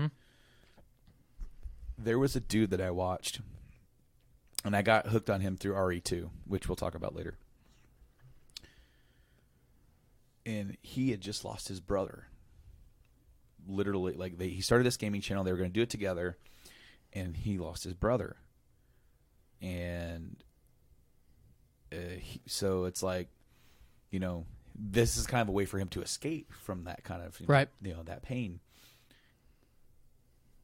And there's this scene where, with Henry and Sam. Mm-hmm. And he identified with those characters like, dude, that's like me and my brother. And the way that that scene hits you and it just cuts to black right when you know what happens. And I remember watching that, and he was like speechless, tears in his eyes. He cut himself off from the thing. He's like, "No, you guys, I'm not letting you guys see me like that." And he came back in with the next part. It was like a few days later. He goes, "I am very sorry, guys. I had to take a break from this." That's what like I said it earlier, we're just mentioning Uncharted 4. These guys, Neil Druckmann, specifically, because he's the guy that's still there. Right. He gets character. I watched. Have you ever watched Retro Replay? Yeah. With Nolan North. He plays Nathan Drake and Desmond Miles. You know, Deadpool. He also plays And literally everyone else. Yeah. He's playing Tony Stark in the new Avengers. Yep. So he's perfect for that, right? Yeah. But it's him, and then it's Troy Baker. Of course, Troy Baker plays Joel in The Last of Us. And I watched the first. They started playing The Last of Us the first time. No one's ever played it. He never even played his own series. Like, so they did the whole Uncharted 1 just with him playing it. And they had the whole thing of like when Joel loses his daughter, right? Oh man, And what a dick kicker right at the beginning. They had the actress there as a guest for that, and they watched that, and he said that's the day that he became an actor, because he goes, I'm gonna go in there, I'm gonna show these guys why I got this scene. This is why I'm here, and he nailed it. And Neil's like, all right, let's do it again. Huh? He wasn't ready for that. They did it 3 more times or whatever, and he was like dehydrated. Oh yeah. From the tears that he had to physically manifest to put himself into that. A few weeks later, Neil's like, "Hey, dude, we're gonna have to call back in. I can't remember her name, but we're gonna reshoot some stuff." He goes, "No." He goes, "Yeah, we are gonna reshoot it." He goes, "We got it." He goes, "We got you broken. We got Joel broken. Well, what I didn't get as I'm rewatching it, or as he said, he goes, I don't have him panicked, trying to fix, can't fix, broken. Because that's exactly what we would do mentally. Right. If we saw our child dying, bleeding out, you would run, and you don't have a phone, you don't have 911. You're running over. It's fucking pandemonium. You're like, hold on. Just, I know it hurts. I know, you're going through all these emotions, and then you're like it's gonna be okay. It's gonna be okay, right? And then she slipped. And then it's not. Yeah. And the fact that he talked about that, and that's what he told him he wanted out of a freaking video game. Mm-hmm. That's why this game is probably game of the decade for me. It's got to be because close. that's the opening segment. Oh yeah. And then it hits you again later. It hits you again later. It hits you again even more later. The scene where he's carrying his daughter in the beginning to bed. Mm-hmm. They filmed that on a stage. Why would they film that? That's such a small thing. Just picking her up and carrying her to a in a white room with a fake door with a fake bed. Right. And he said, "Good night, baby girl." And it was ad-libbed. And Neil's like, that's what you call her. That's what. And then later on, after all that time, he doesn't want to be anywhere near that girl. Reminds him too much pain. Mm-hmm. Don't want to be attached. He becomes attached. Gets there right in the moment where she's losing her shit and murdering a guy that tried to rape her and eat her. Right. And she's stabbing him and whacking him with this machete to death. And he grabs her, and she's fighting him. And when he's like, "It's me, it's me," and she just breaks down, and he calls her baby girl. Oh yeah. God, it's such The Last of Us does peak valley. Yeah. It braces you up, and you're tense. And it does it for the scenes, but also with gameplay. Oh yeah. It is if you're able to sit down in an isolated area and just dedicate time to it, it'll take you for a ride. And it's I look forward to that. I plan on playing it before Last of Us 2 comes out. It is an experience for sure. Well, and it's experience for anyone watching too. Yes. You know, Skylar. When the remaster came out, I got it shortly after. You hadn't played it before that. I had not played it before the remaster came out, and then Skylar and I were sitting in our apartment, and I booted it up, and she sat and watched me play the entire game. I did not play the game unless she was sitting on the couch behind me, and she had the full, basically, cinema experience, you know, on the couch in our living room. And, you know, it was really enjoyable for me, you know, to experience all those peaks and valleys, the highs and lows, organically as they played out, but to be able to get done with something and then have a conversation with her, you know, who's basically experiencing it vicariously through me. Yeah. But she got to see how everything played out. She got to see, you know, all the good, all the bad, all the, hey, we meet this character, everything seems like it's good. Oh shit, we just lost that person. You know, and it's real. You feel it. Yeah. And what sets The Last of Us out for me is most major motion pictures I go see don't do the justice that the fucking video game Yes. does. Oh, I know. And that's exactly why I brought up the director, Neil Druckmann, because I've seen movies where the character acting is quite literally like nowhere near the level that they achieve with what are more than commonly just voice actors. Right. And it is a complete experience. It's a masterpiece. I'm looking at like the list for the next year. Okay, so like they had it as number 1 for 13, right? Because that's when it came out. Mm-hmm. It's number 6 for the next year because of the remaster. It's that high. I got a 50. Wow. It was almost a launch title, you know, basically. Well, It came out that quick. Well, it was the swan song for PS3 essentially, in my opinion, and a lot of other opinion as well. And I played that. I remember playing that over summer shutdown. It came out a few weeks before that, but I was finishing up my finally playthrough of like Dragon Age Origins, and I vowed I wouldn't. I had one more night to put into that before I could, before shutdown, and I wasn't going to play it until I beat it. And I remember I sat down and beat it within the first, like, just those 2 days, because it's not a necessarily terribly long game, but it is a game that, like, I had to take breaks. I had to stand up and walk around because it was so tense. Like, I could feel it. Like, you're in there and you're in the moment. I don't have kids, so my wife's wearing headphones. She's doing her thing. I'm just sucked into this, and I'm like, all right, I need to, like, not be sitting like this anymore because I'm getting uncomfortable. Next year, 14. Is that where? Yeah, 14. I already know what my number 1 is, but there's a couple of honorable mentions. Honorable mention: Mario Kart 8 for the Wii U. Mm-hmm. Fantastic game. Arguably the best Mario Kart game released. They even, like, when they released it for the Switch, it's just that game plus all the DLC. Right. Yeah. We already said Last of Us remastered. South Park: Stick of Truth. That was my shock fun game of the year. Yeah, it was great. Man, that was so much fun. Made by Obsidian, and but it was my game of the year that year. I think I said it way back when, even before I started doing the Game Addicts podcast. Dragon Age Inquisition was my game of the year that year. And especially, too, like, what we didn't realize, at the time with Dragon Age Inquisition, it set up all the stuff that we would, like, focus on and realize, like, BioWare, basically once EA bought BioWare, like, the people at BioWare went through hell. Yeah.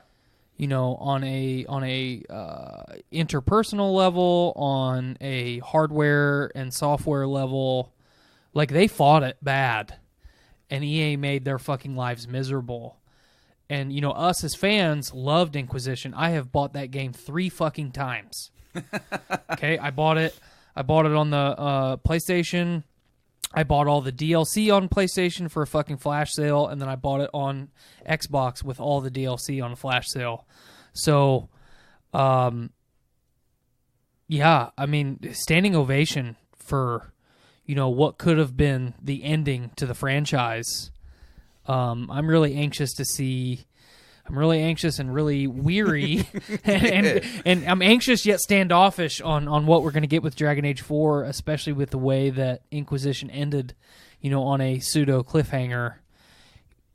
That's one thing that's Dragon Age is a very underappreciated franchise, I feel like, because it's compared to Oblivion, or not to Oblivion, but the Elder Scrolls games and, the Witcher series and all the other great fantasy RPGs from the last decade.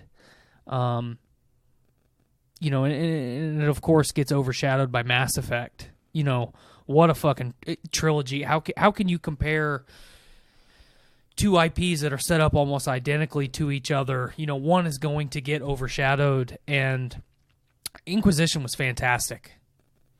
Fetch quests aside, it was a fucking great game, great story, and it looked really, really good. Well, and the thing is, I've often told myself I'm going to replay it and make some different choices, like I've done with the Mass Effect stuff, right? Because I enjoyed it that much, and I still haven't done it because I actually liked my character, my Inquisitor, and my romance thing, and everything that I did. It was just, it hit all the right notes that I needed to hit. I could do something else, but it's one of those weird things where it's like I have all these choices, but I'm not sure if I'd want to make them. Yeah, I basically did the same thing. I've played through the game 3 times now, and I just find myself, I've done one romance twice, I've done another one once, and I was really unhappy with it. But the majority of the game, I've made the same choices pretty much every time. So, and I've made the same choices that I made pretty much on the first playthrough. Yeah. It just felt right the first go-around. Right. So, have we talked about your games for 14 before we move on? Okay, so I have Pokemon Y starting out the year, which might have even been in 2013 that I played that. And then I move on to Crisis 3. Then Love that too. Let's see, Pokemon Y, Crisis 3, Pokemon Alpha Sapphire. Oh, I skipped ahead. Destiny, which is when I got my PS4, because I got that bundled. Alien Isolation, and then Pokemon Sapphire, and that's all I play. Oh, and Metal Gear Solid Ground Zeroes. Boo. What's funny is that going into going into 15 is a year for me. Same. Well, it's a year for me that is full of because big thumbs up here. You guys ever play Undertale? Mm-hmm. Big thumbs up for that. Oh yeah, big thumbs up. Great. I didn't play it until a little bit later. I didn't play it this year, but that's when it was released. Here's a Battlefront. Yeah. Halo 5. Boo. Yep. Big boo. Fuck that game. Awful. What the fuck? That multiplayer. Man? I didn't mind the story. The story was fucking awful, Blaine. It wasn't the best, no. But I didn't mind it. Big thumbs up. Super Mario Maker. Yeah. Like that game. Yep. Big thumbs up. Thumbs in the middle. Maybe this. On its way. Arkham Knight. As much as they did certain things right, I feel like they're like, hey, you know how we have a Batman game? We haven't had a Batmobile yet. What if we incorporated like the Batmobile? Someone's like, my God, it's just crazy enough to work. And then it became, well, what if we did a lot of more things with it? And it kind of overshadows the rest of the game. We're in 2014, right? I think we're at 15 now. Okay. So I feel like Arkham Knight could have been better than what it was. And that's the story for the next 2 games. Because Metal Gear Solid 5, Phantom Pain. This game had the makings, because I almost separate the Metal Gear Solid series with MGS1, MGS3, Snake Eater. Mm-hmm. Those are like, those 2 games I could argue are like, those are games. Those are like the best out of them. And then there's the rest of them. And those are all games which are actually lizard people in meat suits. Well, and see, I don't dislike 2 and 4. Raiden, why are you naked? I have a lot of fond memories, such as Naked Raiden. Raiden, why are you naked? Raiden! Raiden! No! I have a lot of fun memories of those games, especially 4. Oh, yeah. 4's fantastic, but it's like it's just missing something. Well, especially like I didn't play 4 until way down the road, but like we left 2 not knowing what the fuck was going on. We had no fucking idea as fans of the series, and then you play Snake Eater, and it's like, this is a fucking Metal Gear Solid game. This is it. I tell people you can either start with MGS1 or start with Snake Eater. Either way, you're going in blind. Yep. But then to go to 5, and it was. So my first experience playing MGS was Ground Zero, and then my first true experience was 5. I loved 5. Here's the thing, gameplay wise, it had everything there. Best in the series, gameplay wise. They basically couldn't finish the game, or forgot to finish the game, or he got removed from Konami before he could finish the game. I would imagine. Oops. I would imagine it's a combination of all 3. Because yeah, I feel like the story's pretty damn good to a point, and then it just dips. And it's really sad too, because there's story moments in the game, like the stuff with Quiet. Yeah. That if that same level would have been carried throughout, it would have been one of the greatest games of all time. I feel like. Well, you also had Liquid. Oh yeah, little kid Liquid. Yeah, what the fuck's going on there? Little kid Psycho Manus. Okay, Metal Gear. And how do you say it? Long ass name. Basically meant it was like a humanoid. Yeah, like structure. It made by Huey, Otacon's dad. Now, granted, okay, so basically Phantom Pain is a consoleized sequel to Peace Walker, which I really liked Peace Walker for what it was. But then it's like, okay, let's do it bigger and better. I feel like Phantom Pain had all of the stuff, including, like, it tried to do a big Metal Gear twist with the, you not be really being Big Boss. You're a fake, right? And that sets that up as to how Big Boss dies in the original Metal Gear, but is still alive in Metal Gear 2 because Venom Snake, that Phantom Big Boss, is the one that gets killed in the first Metal Gear. Yeah. And then the real Big Boss gets killed in Metal Gear 2, only to come back to life in 4. So here's the thing. Phantom Pain was maybe not even this close. Maybe it was a little bit wider than that. But I had all the makings there that could have put it in that upper echelon where you could have compared it to 1 to 3, but it just never quite reached that. Have you found what it's called yet, Tyler? Sahelanthropus. Sahelanthropus. Okay, I was close with the Anthrop. Oh yeah, you were real close. So another game. You did a thing. Another game that now you've already said you hated it. Real quick, I do want to give an honorable mention for one that I forgot from 2014. I'm going to do this about every other year of the decade. The Banner Saga. Banner Saga. Oh, you know what? I saw that. Yeah. Which you and I talked about here just a couple months ago. I played through the entire trilogy, thanks to Game Pass, back to back to back, and we got the Banner Saga 1 in 2014, the next one in 2016, and the last one last year. And what a fucking trilogy of games! I won't go into super detail.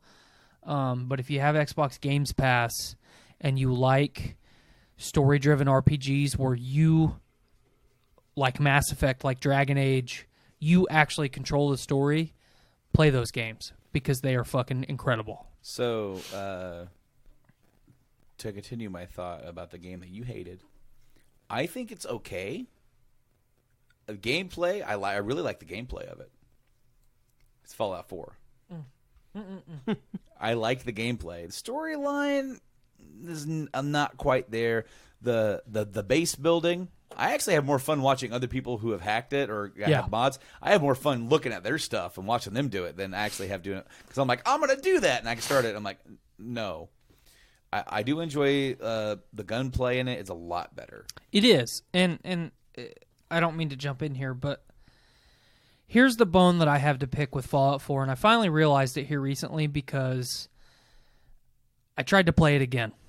Because I was bored one day, and I was like, you know what, I'll just play Fallout for a couple hours, because I have a friend on Xbox who has played Fallout 4 almost every day since the game came out. Holy moly. Okay? He's level 80 in the game. That's all he fucking does is play Fallout 4. He's building bases. He's jacking off. I don't know what he's doing in that game, but he has been playing that game since it came out. I played it for an hour and a half that night. Pretty The night much. that it came out, and I never touched it again. Pretty much without fail. But back to 360 era. I play Fallout 3. The story is unique, somewhat, but it hits on all the right notes, and then you throw in the DLC, and it's like, these are some really fun and interesting stories. And then you play New Vegas, which is Obsidian, the better maker of Fallout. True that. I mean, unpopular opinion or not, it's true. Obsidian makes better Fallout games. Yeah. Play Outer Worlds. Thank you. You beat me to it. And then you play through New Vegas, and it's like there's all these story threads, and it's like no matter which way you go, you're wrong. But it all feels it's organic and it's fluid, and it's like, okay, well, I did the NCR playthrough. Now I'm going to side with the house. Okay, that was real fun. Now I'm going to play Caesar's Legion. And you have an incentive to play through every story thread, and then you throw the DLC in from that game, which, what a fucking incredible menagerie of DLC. Every single one was fun. Yeah. What was the casino one called? The first one. The first one was not very fun. But the story elements were all fantastic. It's funny how Bethesda acts like that game doesn't exist. Yes, because they don't want it to exist. Especially now that 4 has come out, because you have fans like me who are like,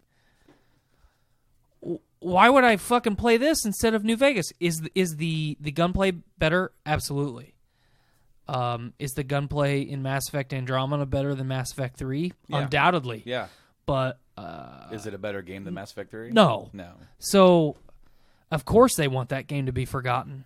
But the hype for Fallout 4, you had, the new engine, everything looks prettier, and there's going to be mods, and you're going to be able to create your actual character, and now it's voiced, and it looks good in cutscenes, and the whole opening character creation sequence, like the way you make your main character reflects how your wife or your husband and the child look, and it's like, wow, Bethesda, you're getting kind of edgy here. Like, this looks fucking badass. And then you play that dumpster fire of a fucking story. Are you serious? There it is. Like, oh my god. Oh, like, that game had all the potential to be what they wanted it to be, and then they Fallout 76'd it.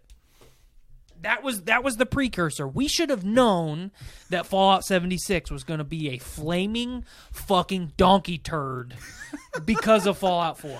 Well, here's the thing. I disagree with you on some aspects. I don't really think that Fallout 4 is 76'd. But I do agree with you that maybe we should have saw it coming when they said, well, this was originally going to be a multiplayer add-on to 4. In other words, it's like they weren't quite ready. No. In any shape or form to do what they wanted to do. Nope. And I mean, needless to say, we've really dragged that horse to the mud. It's been quite dead for some time. I can't help it. It's just I took Fallout 4 as almost a slight on a personal level. Like, I have devoted hundreds of hours to your product, and this is what you give me? How dare you? I spit in your name. So I bite my thumb at you. I bite my thumb at thee. I had a lot of fun with Fallout 4. I really enjoyed it. The game was fun. I will not take that away. I actually liked my playthrough of it. I don't think I'm ever really going to have another one to that. I've tried to do it, and it's just it's not as fun to me on the second playthrough. I even tried to make a dude that looked exactly like Clint Eastwood and walk around with nothing but a revolver. Yeah. Feeling lucky, punk. So anyway, this other game, if I said Last of Us is my game of the decade, there's a few others. I would put GTA 5 in there for me. I had that much fun with playing that story. I actually thought that was the first GTA probably since Vice City. Because San Andreas, as a story is there, it is fun, but I feel like I love the story. Vice City was like a big parody of like Scarface and other gangster stuff, and Miami Vice, and sure, and it's just fun. But like GTA 5 is the first game's story that was like, this is actually really well built. It was for sure, and it definitely showed where they were going. But this other game would be the third game so far that I would say falls into that category, game of the decade, and that's Witcher 3. Thank you. I have that on my list of played games. Have you finished it? Never. I have yet to get past the same point every time. Okay, let's hit pause real quick. Have you watched the show? I'm on episode 3. Okay. The show is hard to watch for people that have not read the books or played the video games. Okay. Yeah, I agree. It's kind of slow. Well, and it's slow. It's dialogue heavy because it's jumping from timeline to timeline to timeline to timeline. Every episode leading up to episode 8 is a flashback. And it's flashbacks within flashbacks of flashbacks. It's flashception.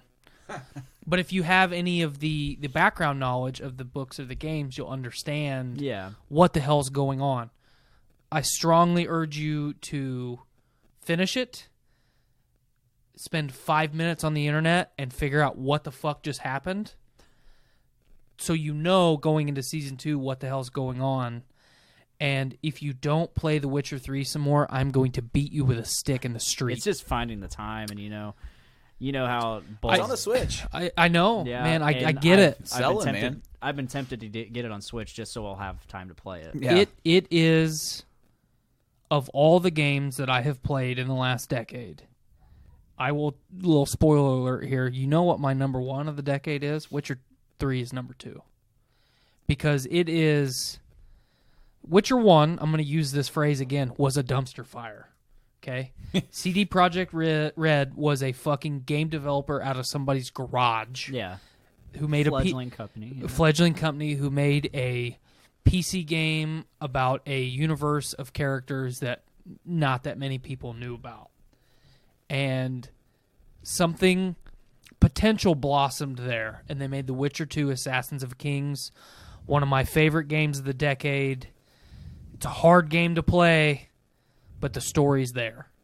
And all the seeds that are sown in The Witcher 2 come to full culmination in The Witcher 3, and it's like, man, I remember this. I remember this. I remember this. Oh, shit, I remember seeing her.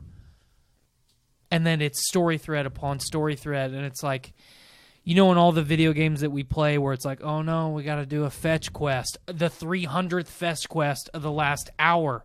The fetch quests in Witcher 3 are meaningful, and they all have story behind them. Yeah, they do. And it's fucking, what a game. I think what kept me... So my first playthrough, I just tried to blaze through story. And it's hard to do. It's really hard to do because you really have to do that extra shit. Oh, yeah. Just to level up. So my second playthrough, I got to the same point, but I had also done all of the other stuff. Mm-hmm.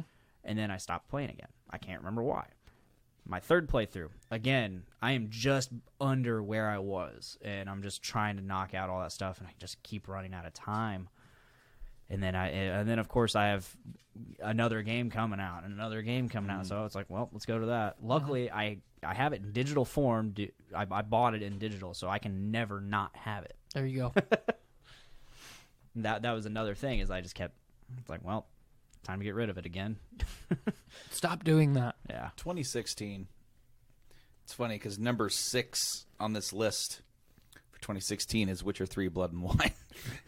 All the way high up. Which, we have to say something about that. Witcher 3, The Blood and Wine, is the most complete and well-done story expansion of any video game I've ever played. It is 100% self-contained. And if that game, if just that about 35-hour chunk released as just the game, I would have been just as happy with it. It's incredible. Have you played through it all? I have not played through it all. Hearts of Stone and Blood and Wine are fucking great, man. As a little ticker here, number 5 out of the top 50 for this list, Titanfall 2 for 16. I can't wait to try it out. I can't wait to play it. I've always wanted to. It's incredible. Number 1, though, it's number 4 now for what I would consider game of the decade? Uncharted 4. Nice. Uncharted 4. and it's 2 from the same studio. Right. The same studio, literally the same team that did Last of Us, did Uncharted 4. And just a little while ago, just a few weeks ago, I completed Lost Legacy, which is the expansion. Have you ever played that one? Mm-hmm. I played through it back during the summer sometime. Okay, because I picked it up last year for Black Friday, and I had so much fun with it.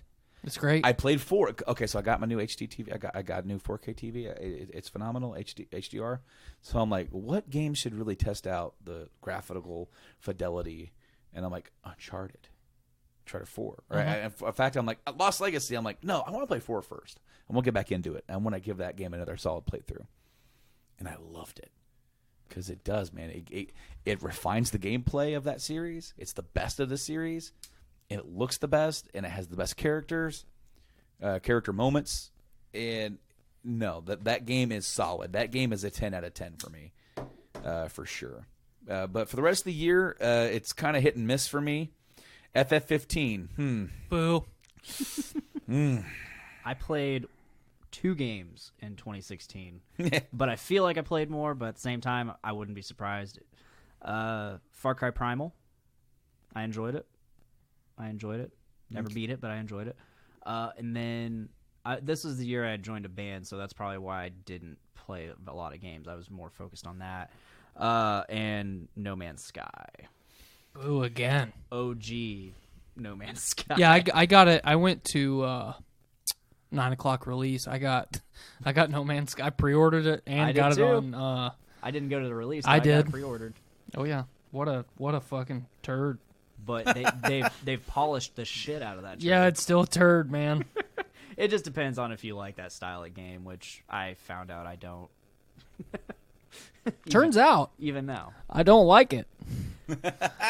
Anything else for 16? Again, they polished the shit out of that turd. It's a turd, man. 16's a kind of a bland year for me. It is. Like Uncharted is definitely the high moment. 17 was much better. No, 17 is a lot better.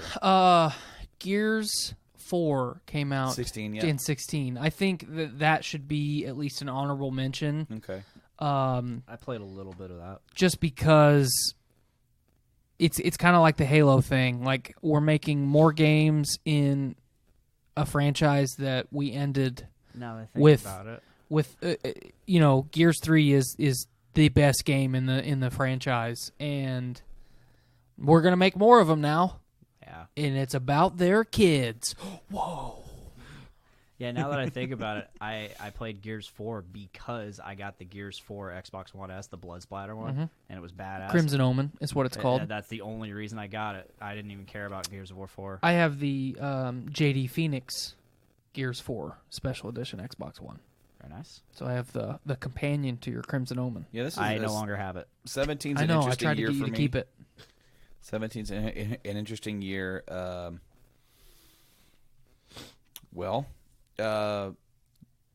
Started off strong. That's the year that Mass Effect Andromeda came out. I had high hopes for it. I enjoyed it. I loved it. But I don't. It's not my. It's not even my game of the year.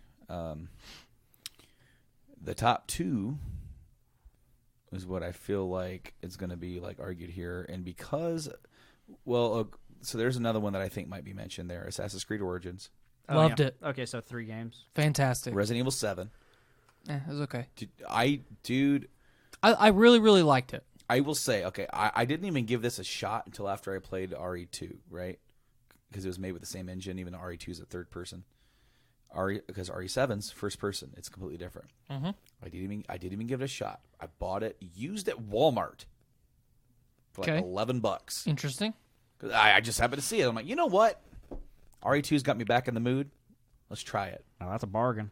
I was Oh, hell yeah, man. pleasantly surprised because it's different. It is completely different. I really, really liked it. Was it Game of the Year? No, but man, I think it deserves like bringing the series back. Like because of this, I feel like because of RE7, we ended up getting the RE2 that we got. And now RE3. RE3. Yep. I know my game of the year of the 3 games I played. Okay. It's like I said, the year started out pretty strong in February with Horizon Zero Dawn, Which I didn't play until 2 months ago. I started playing it a month ago, and I couldn't stay with it.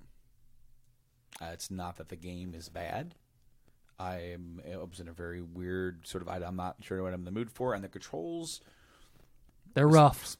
They're not. I mean, are they bad? No. They're just rough. I feel like I got right into it, which is weird for me. It takes me a while to get into games. Well, and it was like I'm not enjoying playing this as much as I want to see it. Yeah, I'm in a weird that kind of mode. Am I going to finish it? Absolutely, because I actually do think it's a good premise, and I do. The story's great, and I do enjoy it, but I just haven't got. But do I agree that it should be in contention for Game of the Year? Yes, but the other 2 games that I did play a lot more that year. Mario Odyssey. Which I haven't played yet, but I want to. It is basically, in my opinion, it is Mario 64 too. Is it Mario 64? No. Yes. No. Yeah. It's yes. Also no. But because it's so much more and different. Because that's what Mario does. Every time they do something, it's like it's going to remind you so much of this. But then when you actually go do it, it's going to be so much new here that it's something different. Mm-hmm. Then the other one is Breath of the Wild. Zelda, Legend of Zelda Breath of the Wild, which I feel is probably the best new original Zelda game that they've probably made in 20 years. I played it on my Wii U and not on my Switch. Yes, same here. Same. Big fan. The only thing I didn't like about it was the sword weapon breakage. I felt like that was way too flimsy. And it was too often. Yes. Like, cool, I found this club. I swung this club one time and it is broken. I do feel like though, all right, they took Zelda and they took aspects of a big open world game like Skyrim, like a Witcher 3, maybe not with the heavy story elements of those games, with the big deep lore, but they're like, what if we just let's imagine that original Zelda game and do that with this. So it's like it's not a remake of the original Zelda, but you could definitely see like just basically with that same kind of game, just freedom. They just freshened it up. Go, and that alone makes this game feel, even though it's nothing that necessarily new as gamers, it's new for this series, and right. It makes it feel bigger than what it really is. Really, I loved Breath of the Wild. Not my favorite Zelda game of all time, which same here, which we've talked about at length on this show in the past. I really, really loved it. Horizon Zero Dawn, I didn't play till here recently. The story is good, not great. I thoroughly enjoyed it. The ending was awful. Yeah, I was kind of left wanting more, and the final boss was just something you've already fought before. The ending, the lead up to the end was fantastic. Yeah. Everything after that was a flaming turd again. But I theme think of that's the just show. leading into something more. Don't make a game to make sequels. Make complete games. You're 100% correct. And the DLC doesn't even take place after the game. It takes place in the middle of the story. So it's like that makes no sense. Right. Like if you're gonna add DLC, make it post game. Well, and it worked out for me because I played. Oh yeah. I played almost all of the game. Once I knew I was at the end, I went and did the DLC, and then I finished the game, and it was like, okay, I'm done with this now. Like that works out perfectly for you. But guys like me who got it day one, right? I would have been pissed. I mean, don't get me wrong. What's really weird is it takes place in the middle of the story, yet you have to finish the story just to be leveled up enough to play. Or just do the stuff so you're leveled up. Yeah, you're right. That's what I did. I just did all this stuff. I Which there's a lot of stuff. Yeah, there's so much. Too much stuff. Probably, one of the games that's not talked about very much for the year, but one of my favorite games of 2017 was Shadow of War. You know what? I kind of skimmed over that because I never actually got to Shadow of War because I started playing Shadows of Mordor, and while I enjoyed it, and it's like basically, you know what that reminded me of? Arkham. Did it? Arkham mixed with Assassin's Creed, kind of. Because I mean, the Warner teams made Shadow Mordor. They also made an Arkham game. Right. That's not canon-ish. It's kind of like the New Vegas thing, right? Where Rocksteady's like, we made a trilogy, and they're like, we have Origins. That didn't happen. Yeah, I really, really enjoyed Shadow of War. If you're a diehard Tolkien fan, you won't love it, but you'll appreciate it. Or at least I would hope you would appreciate it. Assassin's Creed Origins it should be in this top 10, but I don't have room for it. Otherwise, it would be. What a fucking... We have talked about emotion and performances from The Last of Us and Uncharted. I'm about ready to hit you with that again in the next year. There's 3 games in here that that pull that emotional level off very well, and I'm very happily surprised about that. Assassin's Creed Origins is one of the most well done revenge stories and stories of redemption, especially once you play through the DLC of any game I've ever played. You want to talk about flawless voice acting? Play through it. Because not only is the gameplay fun, which Blaine can attest to, he almost finished it. By that, I mean I'm halfway through it. Yeah. No, they reinvented Assassin's Creed. And they did it right. Yeah. They made Assassin's Creed viable again. They gave us a reason to play or for that series to continue. However, I am kind of yearning for that old school like Assassin's Creed 1 style gameplay where you can play it that way. You can, but you got to make sure your shit's up to snuff. Well, get your shit up to snuff. Point value wise, it's just like Horizon Zero Dawn. Just level your shit up. But in the first game, you just had your shit, and but your shit gets better. Yeah, it does. Yeah. But there's no point value attached to it. Right. I kind of miss that. They added the RPG element, which I would much rather have an RPG than just, I gotcha. I just miss that old school feel of like. They're refining it. They're dialing it in. I'm waiting for it for Assassin's Creed Ragnarok. So 2018, it's a big year. Here we go. Oh boy. Honorable mention. My loins. Quick honorable mention for Forza Horizon 4. Yeah. I have not mentioned any sort of racing. I'm not really big into it anymore. But I had Game Pass, and I played it, and it was fun. I had a lot of fun with it. And so I wanted to give that a quick... it deserves it. A quick here, too, because they really have done a lot with that series. I've tried it out, many times, or a couple times in the past, or... and at least probably are kind of early on. But God of War. Oh, yeah. Man. Definitely God of War. I'm going to make an analogy. Everything that I said about Uncharted 4, where you had the first 3 games, you know your characters, now you care about them, now we're going to hit you in the feels with the 4th game. That's what they did with this one. Can you play this new God of War game without playing any of the other ones? Sure. Absolutely. Is it going to mean as much? It might. If you're able to connect, because I feel like part of what makes this game as good as it is that you went through all that other stuff with him. And that stuff's distant and past, right?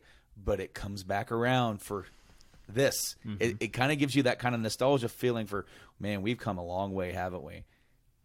And it tells an entirely different kind of story. God, I've thrown this out a couple times. A masterpiece. What a masterpiece God of War 4 was. You know what? I think that on every level. That would be number 5 for potential game of the decade. Or if for just going in order for what I've said, but like Last of Us or Mass Effect 2, Last of Us, Uncharted 4, GTA 5, God of War. God. And there's another 2 in this 1 year for me. But I'll go. Tyler and I, we have a big one. Yeah, Monster Hunter World. Yeah, Monster Hunter World. I'm still playing it. I just am not playing it because I don't have time. But I want to be playing it real bad. I get it. 2019 is going to have another big one for Monster Hunter World. So, Spider-Man, Marvel Spider-Man for the PS4. Man, they fucking did it. Oh my gosh, they did with Spider-Man what Rocksteady was able to do with Batman. Make a standalone, and do it better. Arguably better. Arguably better. I still think Arkham City, from a story perspective, I don't know, because they made a game that made you feel like you were Spider-Man, gave you a game that was comparable enough with even movies, comics, cartoon series. If not better than some of them. Yes. And then also gave you flares of like the MCU along the way too, with a Stan Lee cameo, after credit sequences, made you feel like you were along for this ride, and is probably because between that and Arkham City, it's hard to say, but I'm just going to go ahead and say it's the best superhero game of the decade. And does it belong as number 6 amongst my best games of the decade? Yeah, because the next one definitely gets on there for me, and that's Red Dead Redemption 2. I mean, that there are very few times that a movie or a TV show or a video game can just make me hurt. The Last of Us did it. The Witcher 3 did it at times. Spider-Man did it. Mm-hmm. God of War 4 did it. Yeah. And watching the fall and no pun intended with the name, but the redemption of Arthur Morgan. Man, he's a character. They did it such a Rockstar. Took with as I alluded to earlier with GTA 5, and they focused on story and these characters, made you want to care about them, and they took that and cranked it up to 11. So here's a character that in the beginning of the game you're gonna be like, who is this guy? What? But by the end of it, you're right there with him. Not only are you him, you're there with him, and you don't want him to go. But there's no other way. There's no other way, and then the clock is ticking. It's a character like you. It's like going in, he's not going to live because it's not in the original, which is a sequel to the storyline to this. And in real life, there's no happy endings. No, and it's just like, so you kind of go into it not expecting to get attached to him, but you do. This is another game that after I beat it, I went and watched other people play it to see if they had the same emotional moments right where they did, right when I did. And they did. About every single person. Like, it's the moment that got me choked up was when they go and save Abigail. Mm-hmm. Go and get her, and he's telling them get going, go meet up with John or whatever. He's going to meet you there or with little Jack. Yep. And then he's riding off, and this little song's playing as you're riding back to camp for the last time. Oh man! And this is it. It's all it. And he's doing everything. I like how they give you that little choice to be a dickhead to go for the money rather than help John. There is no other choice. If you are a person and a human being that feels for anybody, they're like, this dude is dying on his last day, right? He knows, I'm dying today. I need to get you out of here, John. And it's just that fighting to that last breath. What really got me was the scene at the train station with the sister. What's funny because if you don't meet her, it's actually with the Reverend, mm-hmm. which is I've actually seen both, and both work fantastically. Really? Yes, and it's just like, I'm scared, sister. It's him acknowledging it for the first time, really.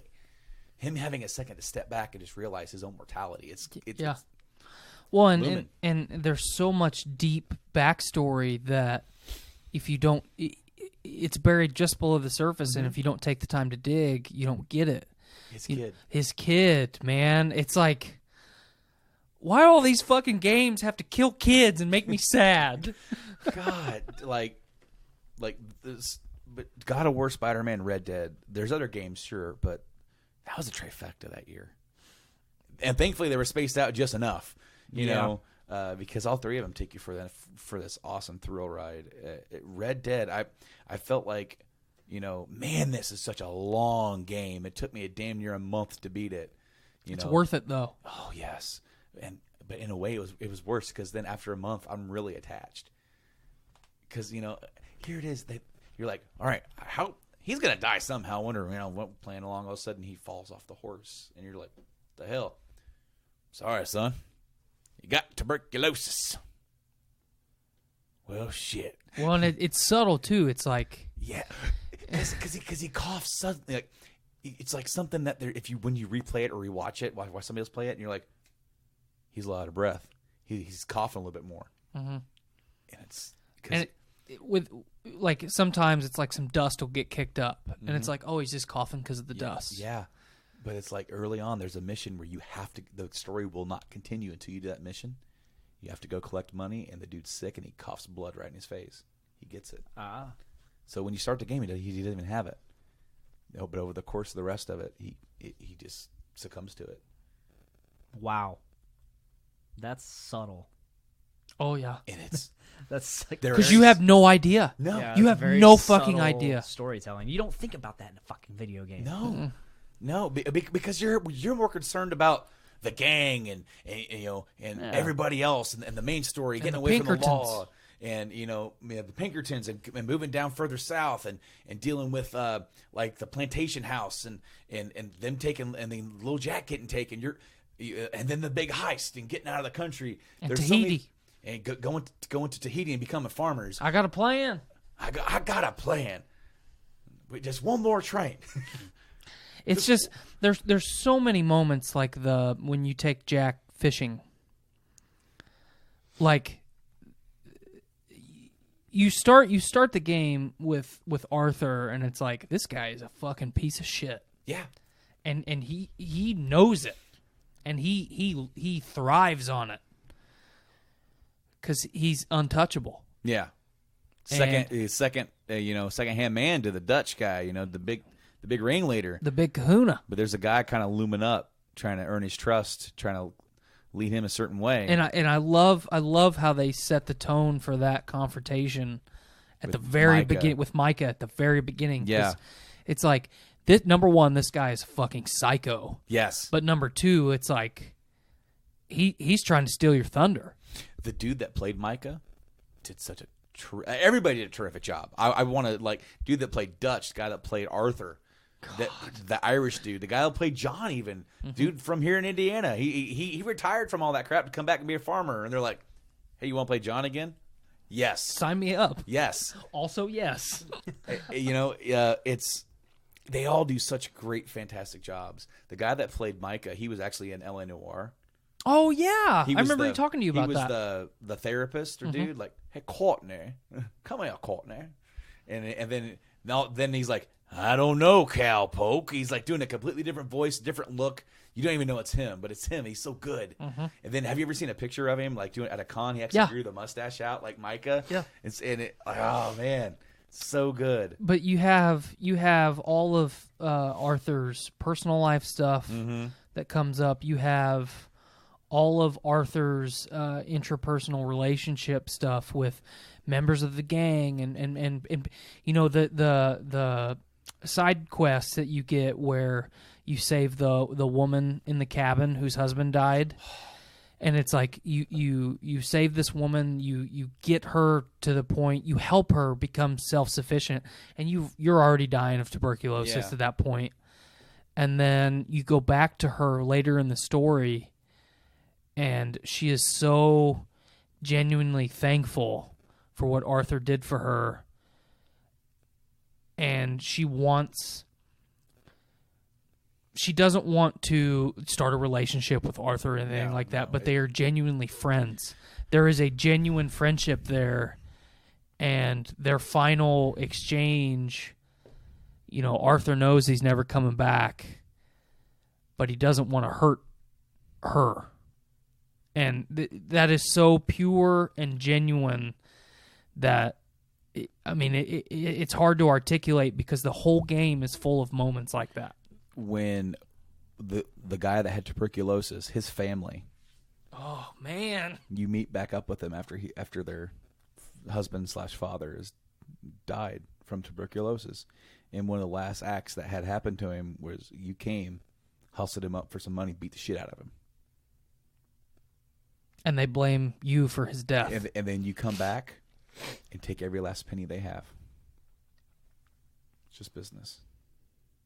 Wow. And then you meet back up with them, and she's whoring herself out for money. He's being slaved away in the mines.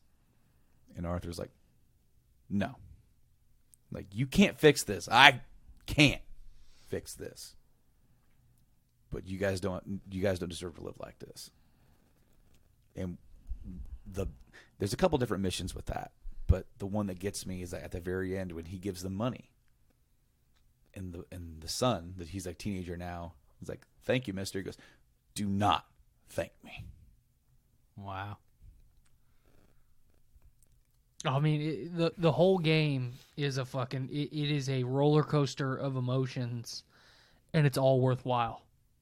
Oh man, especially once you kind of get past that hump, because the game, it's a damn near 60-hour game. Because it's that GTA effect too. Where you can turn it on and go play poker all night. Mm-hmm. You could just wander around, go fishing. You could go hunting. Yeah. I spent an hour hunting a legendary bear just to find the damn thing. Yep. And then try to figure out how to kill it. I have the game, assuming I get through Pokemon Sword here, and nothing of interest comes out first quarter 2020, which Last of Us Part 2 is eventually going to come out. Yeah, May. But so I got plenty of time. Well, the thing is, though, like there's such a temptation to get distracted. Oh yeah.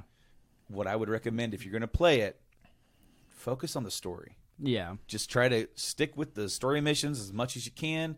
There's going to be ones that really don't mean shit. There's going to be stuff, but it's all this intricate story that weaves in and out of this narrative that gets to the ultimate end. If you do get distracted, though, the distractions are worthwhile. They are. I've watched plenty of the murder videos. mystery where you find all those mangled bodies and you figure that out. And and then like I remember I found it by accident. I'm like, oh crap! Somebody got drug off by a bear. What the hell happened here? Mm-hmm. Yeah, I've seen that one. And it's just like, man, the game is so massive, and if they take that same level of detail of telling a story with that big open worldness where you could just get lost in it and apply that to the next Grand Theft Auto, or just give us another Red Dead game and not make another Grand Theft Auto. They're gonna make another Grand Theft Auto. Nah, fuck it. The stuff that I'm hearing about it is really fucking cool. Okay. Where it's possibly takes place in like the Miami, South America, and you start as nobody and you become it's like Scarface, but you start in the 70s and the game shifts into the 80s and the buildings and vehicles will change with the eras. Oh, cool. Maybe we'll see, but they're really focusing on telling a story, and it's like you can't carry a rocket launcher with you. You've got your side piece, and you got to go to your trunk to get. I dig more that. Detail and shit. It's like interesting. If that's true, I don't know. We'll see. There's this little stuff we've been hearing about it that a lot of it's consistent, and that whole 70s 80s thing is consistent. Cool. And I want it to be that because I can see how a 60-hour story building a dude up. You're a nobody. You're just like a thug, and now you're the big boss. You're Pablo Escobar. Yes, exactly. Or El Chapo. Well, you know what? Pablo Escobar has been mentioned as far as like an inspiration for the character. Cool. But now we go into 2019, and this has been like a less than stellar year for me personally. I mean, it's about average year for me. I would say same, but Resident Evil 2 Remake was a highlight for sure. Man, it was great. There's several games I did not play this year. New releases, I mean. That was one of them. And Jedi Fallen Order is another one. Yeah. Link's Awakening, the remake of that, I played that. It was great. There's a couple others there. Of course, like, I didn't play Sekiro or anything like that. That's not really my cup of tea. I checked it out on videos, but I was like, I don't know. I'm fixing to go fucking dick deep in it. Are you? Oh, yeah. But RE2 gave me what I wanted. Dick deep. RE2 gave me when they said, "Yeah, we're gonna do it." I'm like, "Oh, what could that be like?" And then they showed us the first taste of it. And then they had the one shot demo, and I'm like, "I'm in, pre-ordered now." Yep. And I was, and I played that entire game. I played that game for a month. That game is like a 10-hour game. It's not a long game. Slightly longer if you take your time. Yeah, I mean, it's a game where, quite literally, I tried to beat the game in an hour and a half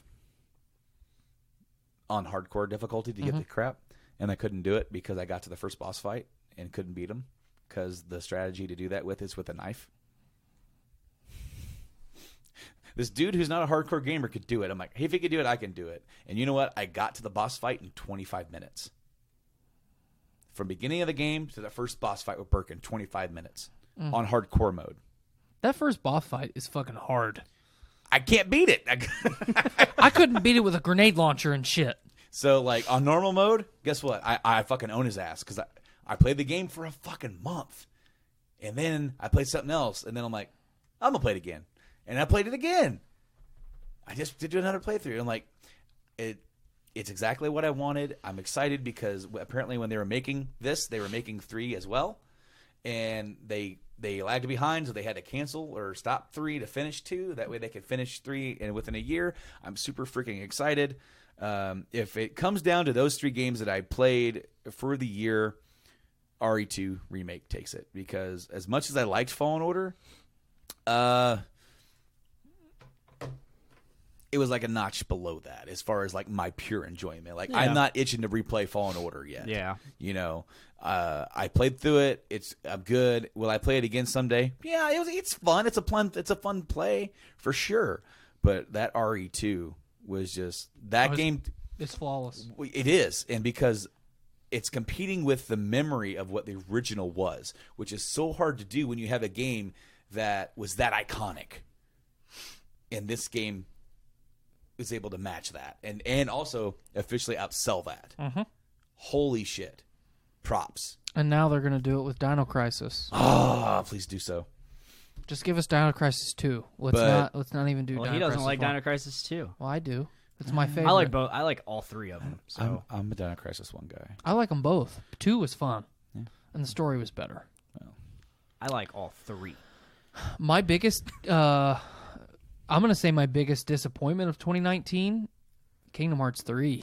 You know what? Yes, I never even finished it. I haven't finished it either.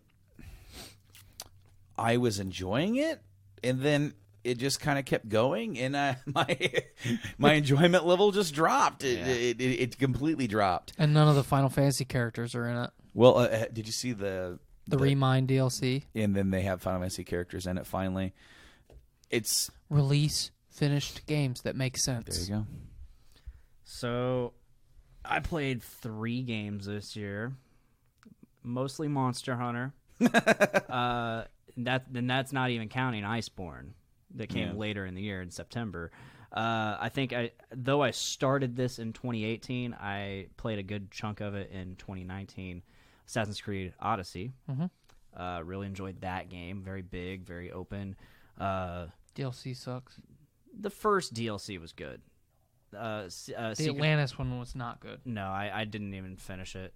And then, of course, we got Jedi Fallen Order and Monster Hunter World Iceborne, which is basically just Monster Hunter World. So I just put them together.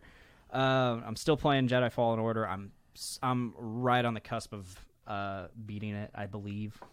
So, yeah, I would say Game of the Year goes to Monster Hunter World Iceborne.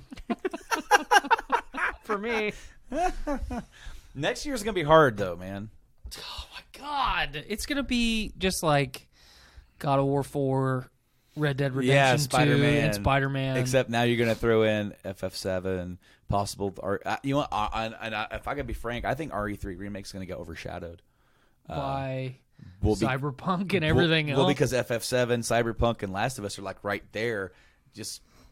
And it's going to be like, yeah, we're going to put the game right here. And people are going to be like, this is great for like a week.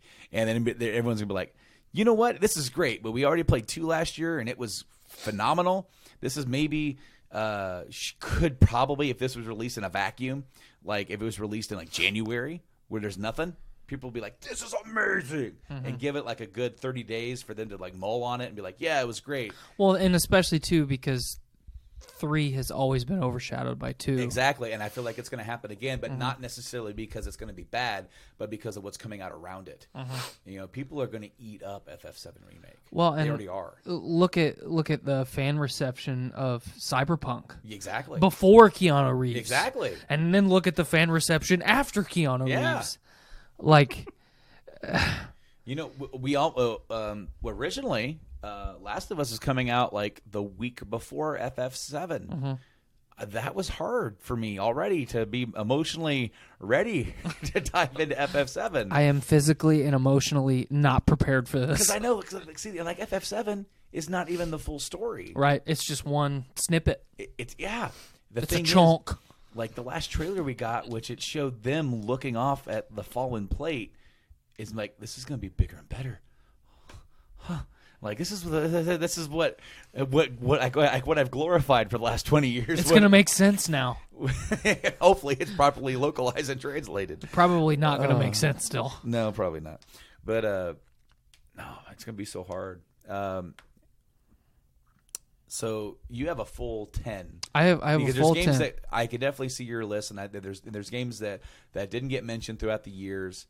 But if you want to go ahead and read off your list. My top 10 of the decade are Mass Effect 2, The Witcher 3. This is starting at 1 down. Yep, starting at number 1 down. Number 3 is God of War 4. Number 4 is Red Dead Redemption 2. Number 5 is the original Dark Souls. Number 6 is The Last of Us. Number 7 is Bloodborne. So 2 Souls games in my top 10. Big fan of the franchise, as you can tell. Number 8 is Marvel Spider-Man. Number 9 is Dragon Age Inquisition. And number 10 is Divinity Original Sin 2.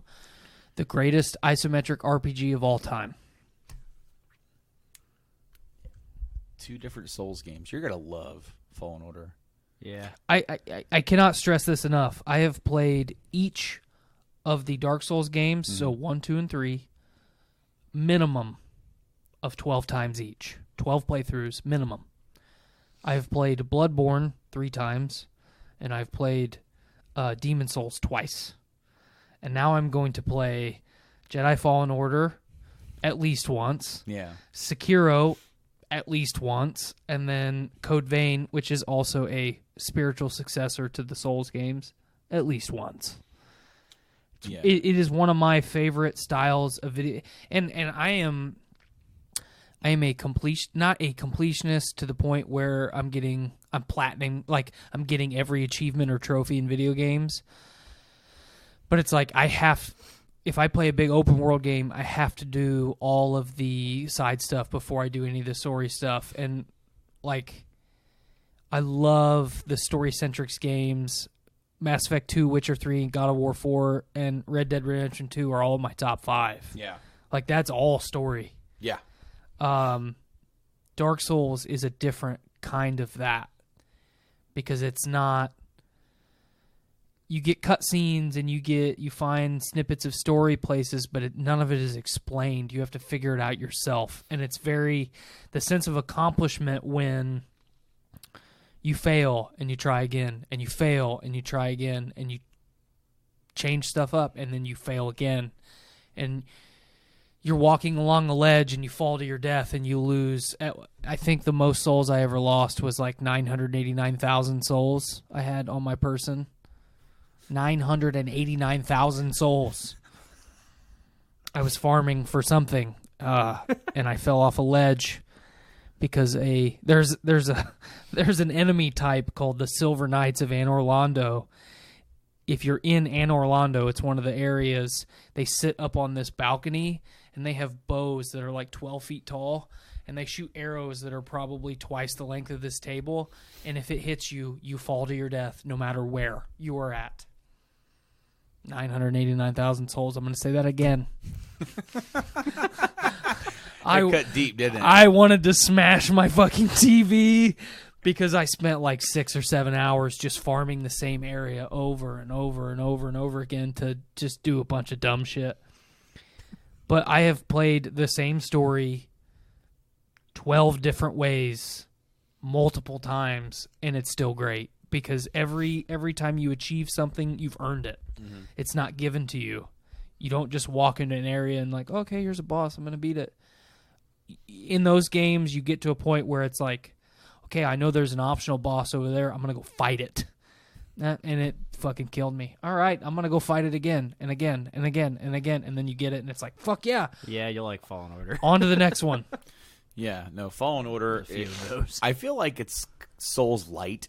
Yeah. It's not going to be as hardcore. Right. But you're going to get a lot of enjoyment out of it because, one, it's Star Wars. Oh, yeah. So, like, set in that galaxy in itself is going to be like you're on board. Right. But then it's also going to be like it tells a pretty good story. You know? Yeah. One that I've got a hard on for Respawn, too. I've said this on the show before. Respawn is probably the developer that I want to succeed the most of the modern era. I want them to be successful because they just want to make good games. And I hope that EA doesn't ruin them. And yes, and I say that with a grain of salt and a knock on wood, but there's all these studios that are up and coming and studios that are kind of reinventing themselves, and you've got studios like CD Projekt Red who just want to make good video games, and Respawn who were mildly successful with something that they created, and then they got a little bit more capital, and it's like, well, we can do other stuff too. Mm-hmm. And then it turns out pretty good. Right. Oh, yeah. So let them keep making shit, you know? Well, it definitely shows with the sheer quality that they were able to put into Fallen Order. Mm-hmm. The fact that they got some actual actors on board. They got the kid from Shameless and from Gotham, yeah, to come on board. And it's like, man, you can almost see him as an actual character. Right. You know, in there with them. And then they also got a couple other people in there, too, that you're just going to probably recognize their voice. Like the dude from the very beginning of from Horizon Zero Dawn with it was the dude that raised her. Mm-hmm. Oh, okay. You're going to recognize his voice instantly. Okay. And it's funny because I just played part of that, right? And I'm like, hey, I know you. Yeah. And they what's awesome is that they sprinkle in memories from the past at just the right moment. Cool. To give more context here and here and here. It's a very visual. It's a very mind-effery, mind-fuckery, if you will. And especially when he's having these flashbacks and visions, you look, and you see like you look down a hallway and it's full of doors and they all just open all at the same time, and you have to run down them. And cool. No, like quite literally, there's a scene late in the game. This is a scene late in the game. I thought it would have been. It is a flashback, but I thought it would have been in the beginning of the game. Like, hey, this is a tutorial, Mm-hmm. No, but I just saw it leaked on YouTube, and it was just that scene. That's what made me buy the game. I was sold. Okay. Instantly. I'm like, it's going to be good. And it is good. Can you get a red lightsaber? No. Fucking gay. No. Dumb. No. You can... That's gay, dude.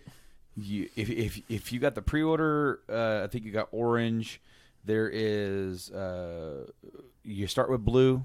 You get green in the first planet. And then... you are stuck between those two until a certain point in the story where then you could pick your own, and it's like purple, yellow, cyan, magenta. I definitely switched to purple because I was rocking the blue, because as soon as I got green, I switched to green, and then I got the purple. I'm like, purple. Motherfucking lightsabers. And I went to purple, but... No, you can't do that. But boo, man,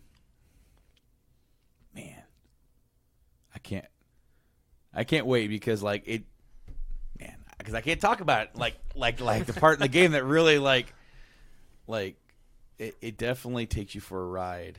And it's you're like, yeah, we're doing this. All right, then here we go. And the game does that, and it's awesome. Well, I look forward to blowing up your phone here in a couple days. Oh, dude, when you guys are both gonna know when it happens, because New Year's Day, that's all I'm gonna do is play Jedi Fallen Order. Holy shit! Yeah, no, like the game is fun. It's awesome. It tells a pretty cool story within itself. Okay, and then it connects it with everything else, and it's like, as I said, they kind of set it up for Fallen Order 2 or something. And by all means, give me more. I want more. I want more of that story. I want more of these characters. Awesome. But yeah, guys, I think that's about it. We talked about some of our favorite games of the decade. A long one. What about my favorite games? What were your favorite games of the decade? You had your list. I did. But, I mean, see, okay, so he had his whole list and he went down them, but I was naming them off as I went along. Oh, yeah. So Monster Hunter. I'm going to start with honorable mentions. Black Flag, Pokemon White, and let's just go ahead and throw Assassin's Creed Odyssey in there. Okay. Really enjoyed that.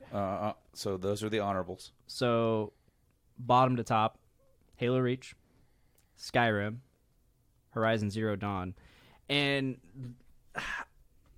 I can't exactly pick between the two, but one's more for story, the other's for the fact that I'm still fucking playing it.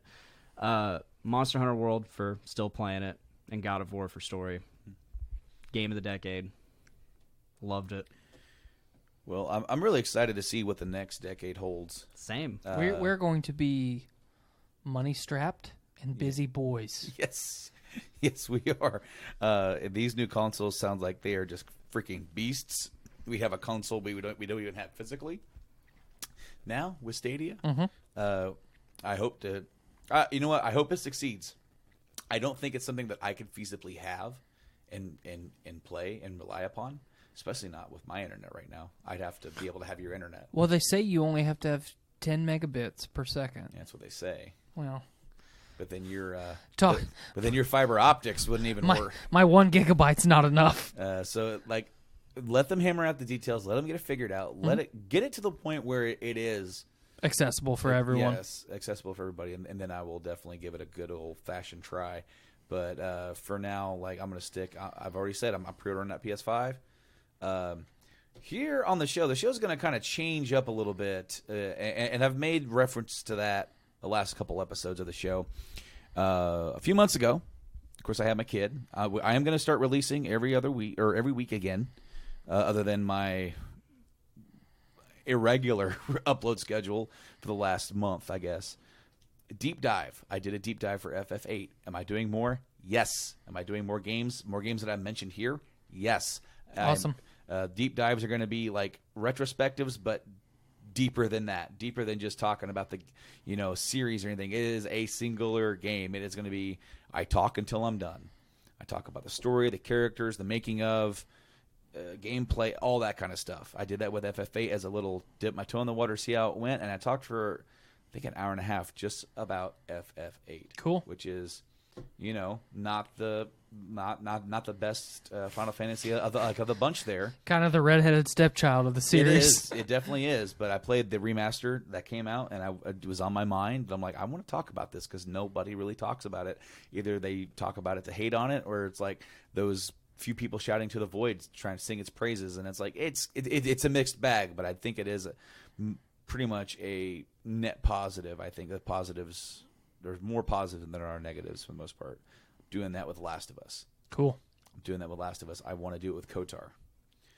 Fuck yeah. Yeah. I just started playing KOTOR today to get back in the mood for it. Once I lost all my progress, I quit playing it, and I don't know if I'll ever pick it up again. Well, see, like I was that pissed. I'm still in the Star Wars mood because we had Jedi Fallen Order, we had Right. Rise of Skywalker. I'm like, I'm still in the mood. I'm thinking about doing a deep dive on KOTOR. I'm like, then I should probably replay it, or at least just get myself, even if I don't finish the whole game, just get back in the mindset, get back into the world with the characters. Mm-hmm. That should be enough to spark it. Because with the FFA, I took notes on a pad of paper. It was like 2.5 pages of notes, and I'm going to do that for every one that I do. How often am I going to do those? I'm not going to make an attempt to try and tell you how often. But it might be an every other week thing. It might just be when they get done. So that's what we got to look forward to next year. Thank you guys so much for being on this episode. This went pretty long, as I kind of thought it would. 2 hours and 40 minutes. Tyler, thank you so much for staying up and doing this show with me, and sacrificing your sleep, because you could be sleeping right now. No, that's all right. And resting up for tomorrow. Because me and Blaine don't have to do shit tomorrow. I gotta watch kids. I have to make your place of business better. Yeah. We appreciate it. Yeah, I mean, we're not going to reap the benefits of it. But no. I mean, you are. Trickle down reaping. Your equipment's not going to fail.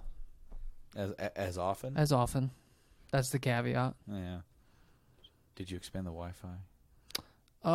Give us the password. I don't think this has anything to do with the Wi-Fi. Oh, damn it. Unfortunately. Give us the password. No. Damn you. Damn you all to hell. It's a pathway to abilities some would deem unnatural. Anyways, guys, Tyler, thank you. Blaine, thank you for joining us on this episode as well, as we go into the next year completely in monetarily ransacked for the first half of it, at least, guys. Yes. You could check out these guys. First off, your stuff. Where are you guys at? Blaine, we'll start with you. You can catch Podcastrophe live every Wednesday, roughly around 5:30 or 6 on YouTube, Facebook, and Twitch, possibly Mixer soon. And you can check us out on the Journey into Comics Network, as well as our own feed on iTunes, Spotify, Podbean, Stitcher Radio. Did you fix the author? Yeah, I fixed the author thing. So people will be able to find it. So if you're looking for us on Apple Podcasts /iTunes, you can't search Podcastrophe. Now you can. Before you had to apparently you had to search JICN. Ouch. But somehow we still had a lot of iTunes subscribers. Well, there you go. Word of mouth, I guess. Tyler, where all can people find you at, man? You can search Journey into Comics on any of your juicy podcasting services. Spotify and Stitcher Radio are my favorite. But whatever one you like, leave us a review because it helps us out. There you go. There you go. And you can find the Game Addicts podcast all over the interwebs, all over the globe, including podcast services of your choice. We're pretty much everywhere that you can imagine. If we're not on your favorite one, hit us up on social media, like on Twitter, Game Addicts Play, Facebooks, Instagrams. Just let us know. Let us know where we're not at if we're not on your favorite, and we will make that happen. We're pretty much, just as these guys said, iTunes, Spotify, Podbean, Stitcher Radio, iHeartRadio. We're on all that stuff, man. So until next year, have a happy new year. Hope you guys had a happy holidays, all that good stuff. And we'll see you into the new year, into a new decade of gaming. Until then, guys, game on.